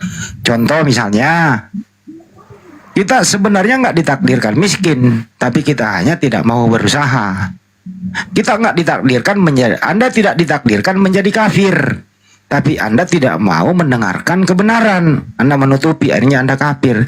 Jadi jawabannya adalah takdir itu bisa berubah kalau manusia mau merubahnya. Allah tidak akan merubah satu kaum kalau dia sendiri tidak akan merubahnya. Tapi takdir yang paling oke adalah takdir orang kafir berlutut selamanya di neraka apabila dia tidak mau berubah. Kira-kira begitu jawabannya. Allahu Akbar. Mantap, Pak Mundi. Lanjut. Silakan. Ya, Silakan, Pak. Ya. Oke ya. Jadi begitu ya. Saya baru dengar penjelasan yang seperti itu. Yang saya tahu sih, ya kalau memang kita sudah ditakdirkan nantinya ini, ya begitu. Terus gimana kalau seandainya ada? Sudah dijelaskan. Udah dijawab. Ada takdir mubrak. Takdir mubrak itu. Iya paham. Sudah dijelaskan tadi. Iya paham. Tidak bisa diubah. Iya paham. Astagfirullah. Makanya bro, kami ini, Anda kan masih manusia nih bro ya. Anda masih manusia, Anda masih bisa merubah takdir Allah Subhanahu wa taala bahwa orang kafir itu berlutut di neraka selamanya. Anda masih bisa merubah sepanjang Anda masih bernapas di muka bumi, Anda diberi akal. Apa itu orang kafir? Dengerin dulu Bang. Apa itu kafir? Menutupi kebenaran. Gitu ya. Ya. Salah satunya adalah kebenaran menyembah kepada Sang Pencipta, bukan menyembah kepada yang diciptakan. Jadi takdir ini Anda masih bisa rubah. Caranya adalah ya kembali ke Islam supaya Anda takdirnya tidak di neraka lagi. Kembali ke jalan yang benar sesuai bahwa ya hanya ada satu Sang Pencipta yang disembah. Jadi takdir itu bisa dirubah, Pak, dengan melibatkan manusia yang berusaha begitu. Oke. Boleh saya satu pertanyaan lagi? Habis ini saya turun gitu. Boleh satu pertanyaan lagi? Ya Anda mengerti nggak nih? Kenapa nggak mau merubah takdir Anda? Saya tanya balik dong. Kenapa? Jadi Allah Subhanahu Wa Taala itu tidak mentakdirkan Anda menjadi kafir. Anda sendiri yang mau jadi kafir. Sekarang kenapa Anda tidak mau merubah takdir itu? Anda masih bernapas. Kapan Anda mau berubah? Silakan. Oke, baik. Terus bagaimana yang di sana yang ada suatu kaum atau di pedalaman yang sama sekali tidak ada akses internet atau bahkan listrik pun tidak ada, yang tidak mengetahui tentang ajaran Islam atau yang lain gitu? Oke, saya jawab. Saya jawab langsung. Ya. Ada dulu yang namanya masa patroh, kekosongan Nabi. Jadi Allah Subhanahu Wa Taala tidak menghukum satu kaum kalau kaum itu belum turun hukum kepadanya. Ya, kalau di zaman sekarang ini ada sekelompok orang seperti Tarsan tinggal di gunung, dia tidak pernah mendengarkan apa itu Islam, dia meninggal, dia nggak kena azab karena dia nggak tahu. Tapi alangkah sombongnya manusia ini, kalau kebenaran itu tiap hari dia dengar, azan berkumandang 5 kali sehari dia malah menutup kupingnya. Ini yang paling celaka. Untuk itu pertanyaan Anda bagus. Mudah-mudahan jawaban saya bisa menggugah hati Anda. Kembalilah ke jalan yang benar, supaya Anda tidak ditakdirkan nanti penghuni neraka jahanam selama-lamanya. Mudah-mudahan jawabannya memuaskan. Gitulah bro. Oke, ya, terima kasih. Ya, masuk dapat pencerahan dapat. Selama ini saya juga masih bingung kok. Tapi di sini sementara di sisi lain begitu. Oke, terima kasih. Jangan turun, bertanya aja. Jangan turun. Gini, bro, kalau Anda masih menjadi Kristen, ya kembalilah minimal mengikuti ajaran Yesua Mashiach. Sema Israel, Adonai Elohim Adonai Ehad. Dengarlah wahai orang Israel, Tuhan itu esa. Hukum terutama Markus 12:29. Hukum terutama, dengarlah wahai orang Israel, Tuhan itu esa tunggal. Banyak sekali data-data di Bible Anda itu Yesus itu adalah utusan Tuhan. Pakailah akal Anda bro. Kami hanya menghimbau saja. Kami itu Muslim, hanya menyampaikan ud'u ila sabili rabbika bil hikmah, amar ma'ruf nahi mungkar. Kalau sudah disampaikan terus Anda mendengarkan tidak mau menerimanya, tugas kami sudah selesai. Tapi saya apresiasi jawaban Anda. Semoga jawaban saya ini bisa Anda introspeksi diri. Inna dina indallahu Islam, hanya agama Islam yang diridhoi oleh Allah Subhanahu Wa Taala. Kira-kira gitu bro. Semoga Anda kembali ke jalan yang benar. Amin. Kalau seandainya saya mengikuti ajaran Islam, tetapi saya sama sekali tidak bisa bahasa Al-Quran yang huruf. Oke, saya jawab. Orang yang sudah bersyahadat itu akan diberi kecerdasan melebihi daripada biasanya.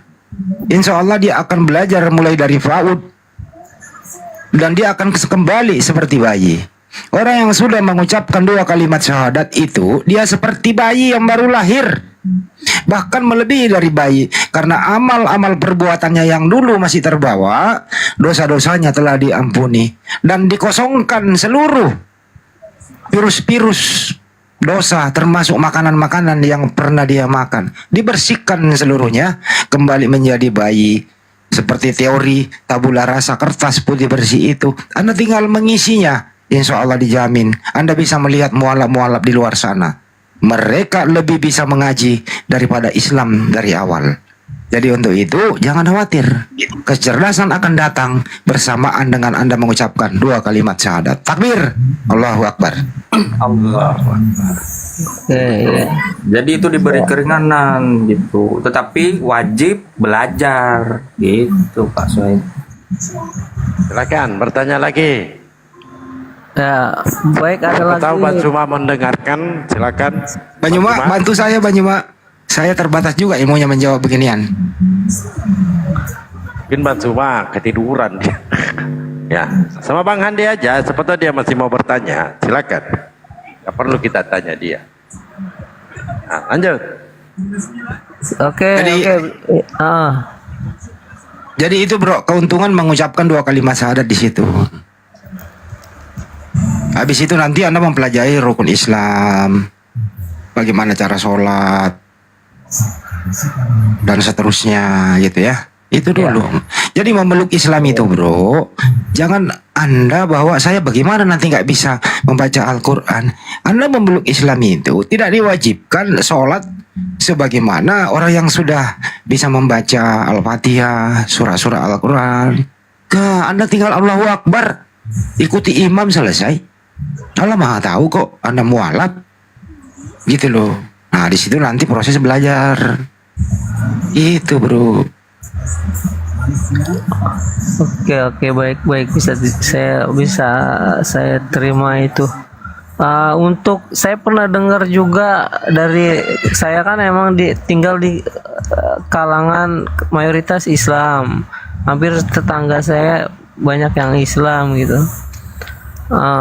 Kita toleransi cukup baik, cuma saya pernah katanya dengar di forum yang di lingkungan saya ini, katanya kalau orang Islam tuh kalau dia walaupun berbuat jahat atau berbuat dosa, banyak dosa, terus pada akhir hayatnya dia mengucapkan la ilaha illallah, dia dijamin langsung masuk surga. Apakah memang demikian?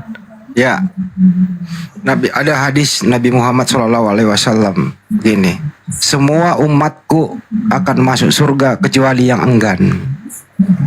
Jadi Nabi Muhammad SAW umatnya dijamin masuk surga kecuali yang enggan. Yang kedua, kita manusia ini memang seminimal mungkin tidak berbuat dosa. Tapi yang namanya manusia kadang hilap, makanya kita selalu dibarengi dengan kata istighfar. Mohon ampun kepada Allah dan tidak berbuat lagi yang sama. Di akhirat kelak nanti itu ada yang namanya ya, karena di surga itu tidak boleh lagi ada orang yang berdosa. Ya nanti akan diuji, akan dites untuk melunasi dosa-dosanya yang belum sempat. Makanya kita selalu meminta ampun kepada Allah, berserah diri kita.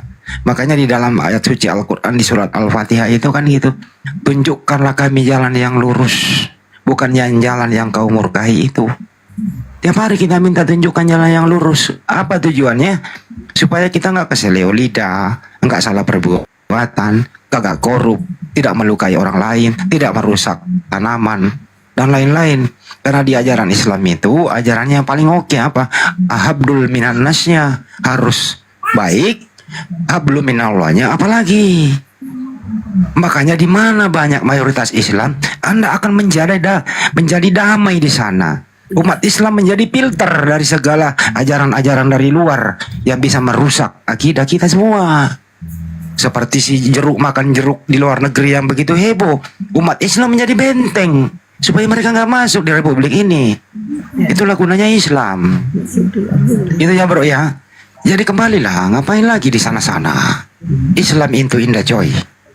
Anda boleh bisa lihat. Kalaupun ada misalnya oknum-oknum, ya itu oknum menyalahgunakan. Mudah-mudahan paham di sini, saudaraku Suhemi. Kembalilah ke Islam. Karena pada dasarnya dulu Anda itu dilahirkan Muslim.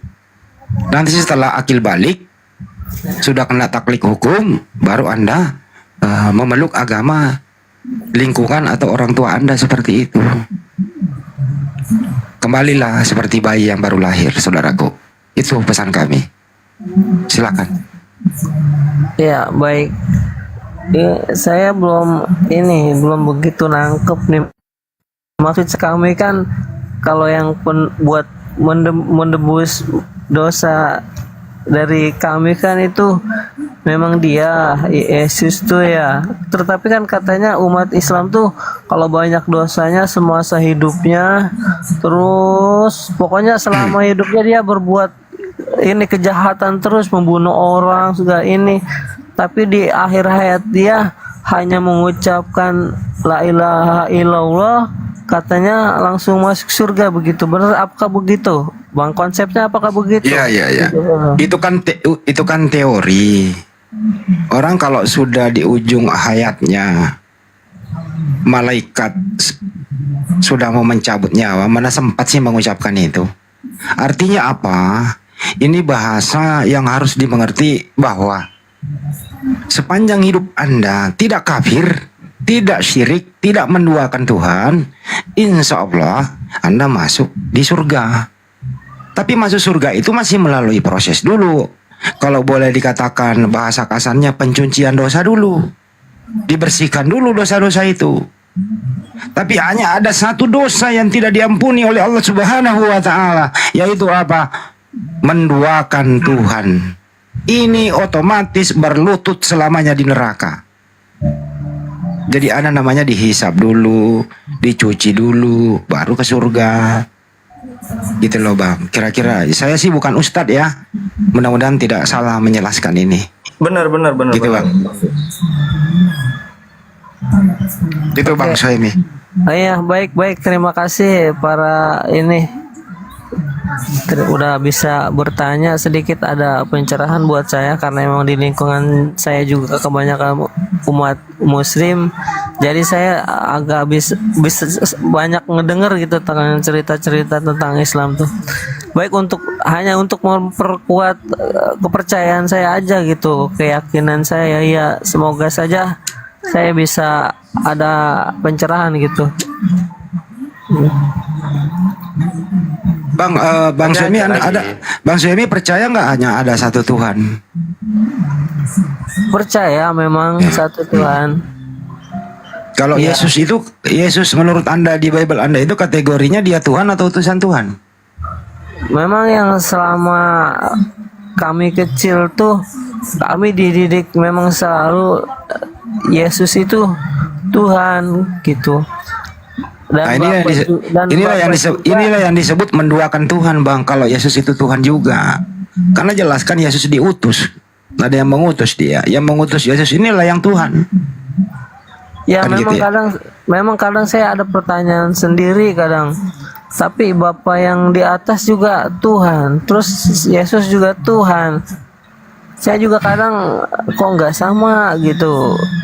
Yesus nih sebenarnya apa utusan, apa anak, apa-apa. Tapi dari kecil emang dididik kita harus mempercayai yaitu. Tapi Anda kan sekarang udah dewasa Bang, bukan lagi anak kecil. Anda udah bisa berpikir kan gitu. Karena memeluk Islam itu harus memang berakal Bang. Akal nggak boleh mati Bang. Jadi kalau Anda memeluk Islam itu akal Anda itu berfungsi dengan baik, dijamin 100%. Tapi kalau Anda masih di situ akal Anda mati loh. Ya secara manusiawi Anda mengatakan nggak mungkin dong Tuhan menjadi makhluk. Kan itu Anda udah paham di sana, tapi Anda masih mengimaninya gitu loh. Jadi janganlah rusak akal Anda dengan iman kayak gitu Bang. Gitu loh. Kebalik Bang, iman yang kayak gitu harus dibasmi dengan akal yang sehat. Di mana akal yang sehat itu Islam. Itu Bang, kira-kira Bang. Oke, baik. Oke, terima kasih para ini Ustadz ya. Iya. Enggak, saya bukan Ustadz Bang, saya apologet. Bukan Ustadz saya. Iya, kalau di kita sih nyebutnya para guru-guru itu ada Ustadz, ada Kiai gitu. Ya itu. Terima kasih lah. Itu benar itu. Kalau saya nggak masuk kategori itu, saya masih belajar juga Bang. Baik, terima kasih ya berhubung Bertanya apa lagi? Untuk ini cukup karena saya mau ngantar anak dulu jalan, jadi nggak bisa lama. Terima kasih atas pencerahannya. Jadi yang sebelum selama Anda ini turun, dengarkan. Sebelum Anda turun, Anda kan punya Bible tuh, dibaca baik-baik Bible. Jangan mau diperbodoh oleh orang lain. Dibaca baik-baik aja. Saya kasih data di Bible terus Anda terjemahkan ke bahasa Arab. Yohanes 17:3 Bang. Itu kalau diterjemahkan ke bahasa Arab Bang. Asyhadu alla ilaha illallah wa asyhadu anna Yesua Mesias Rasulullah. Yohanes 17:3. Yohanes 17:3. 17:3. Ya. Udah satu aja dulu ya Bang, biar saya nggak pusing. Catat dulu Bang, Yohanes 17 nomor 3. Yohanes 17 ayat 3.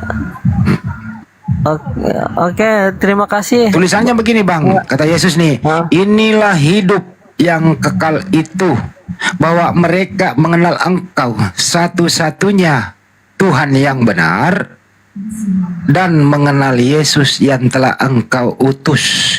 Itu sahadatain. Yesus bersama murid-murid dan pengikutnya di zaman itu. Sahadatain itu apa sahadatain? Sahadat itu artinya persaksian atau ikrar di dalam hati seseorang. Ikrar bahwa ada satu Tuhan, Yesus utusan Tuhan, itu ikrar namanya. Kalau itu Anda sudah ikrarkan, Anda sudah keluar dari kafir. Tapi tinggal menyempurnakan syariat lagi. Syariatnya lengkapnya ada di Nabi Muhammad sallallahu alaihi wasallam. Asyhadu alla ilaha illallah wa asyhadu anna Muhammadar Rasulullah. Baru komplit. Gitu Bang. Oke Bang. Oke, nanti kapan-kapan saya bisa naik lagi biar lebih. Sekarang juga udah agak terjawab yang tentang masalah takdir itu. Oke, terima kasih ya para Ustadz. Soalnya saya mau ngantar anak dulu ini ya. Tolong bisa turunkan saya. Terima kasih. Mohon Ya, izin. makasih Bang. Ya. Antarkan anak-anda ke jalan yang benar ya Bang. Iya. Mudah-mudahan. Salam buat keluarga, Abang berpikirlah pakai akal. Jangan imani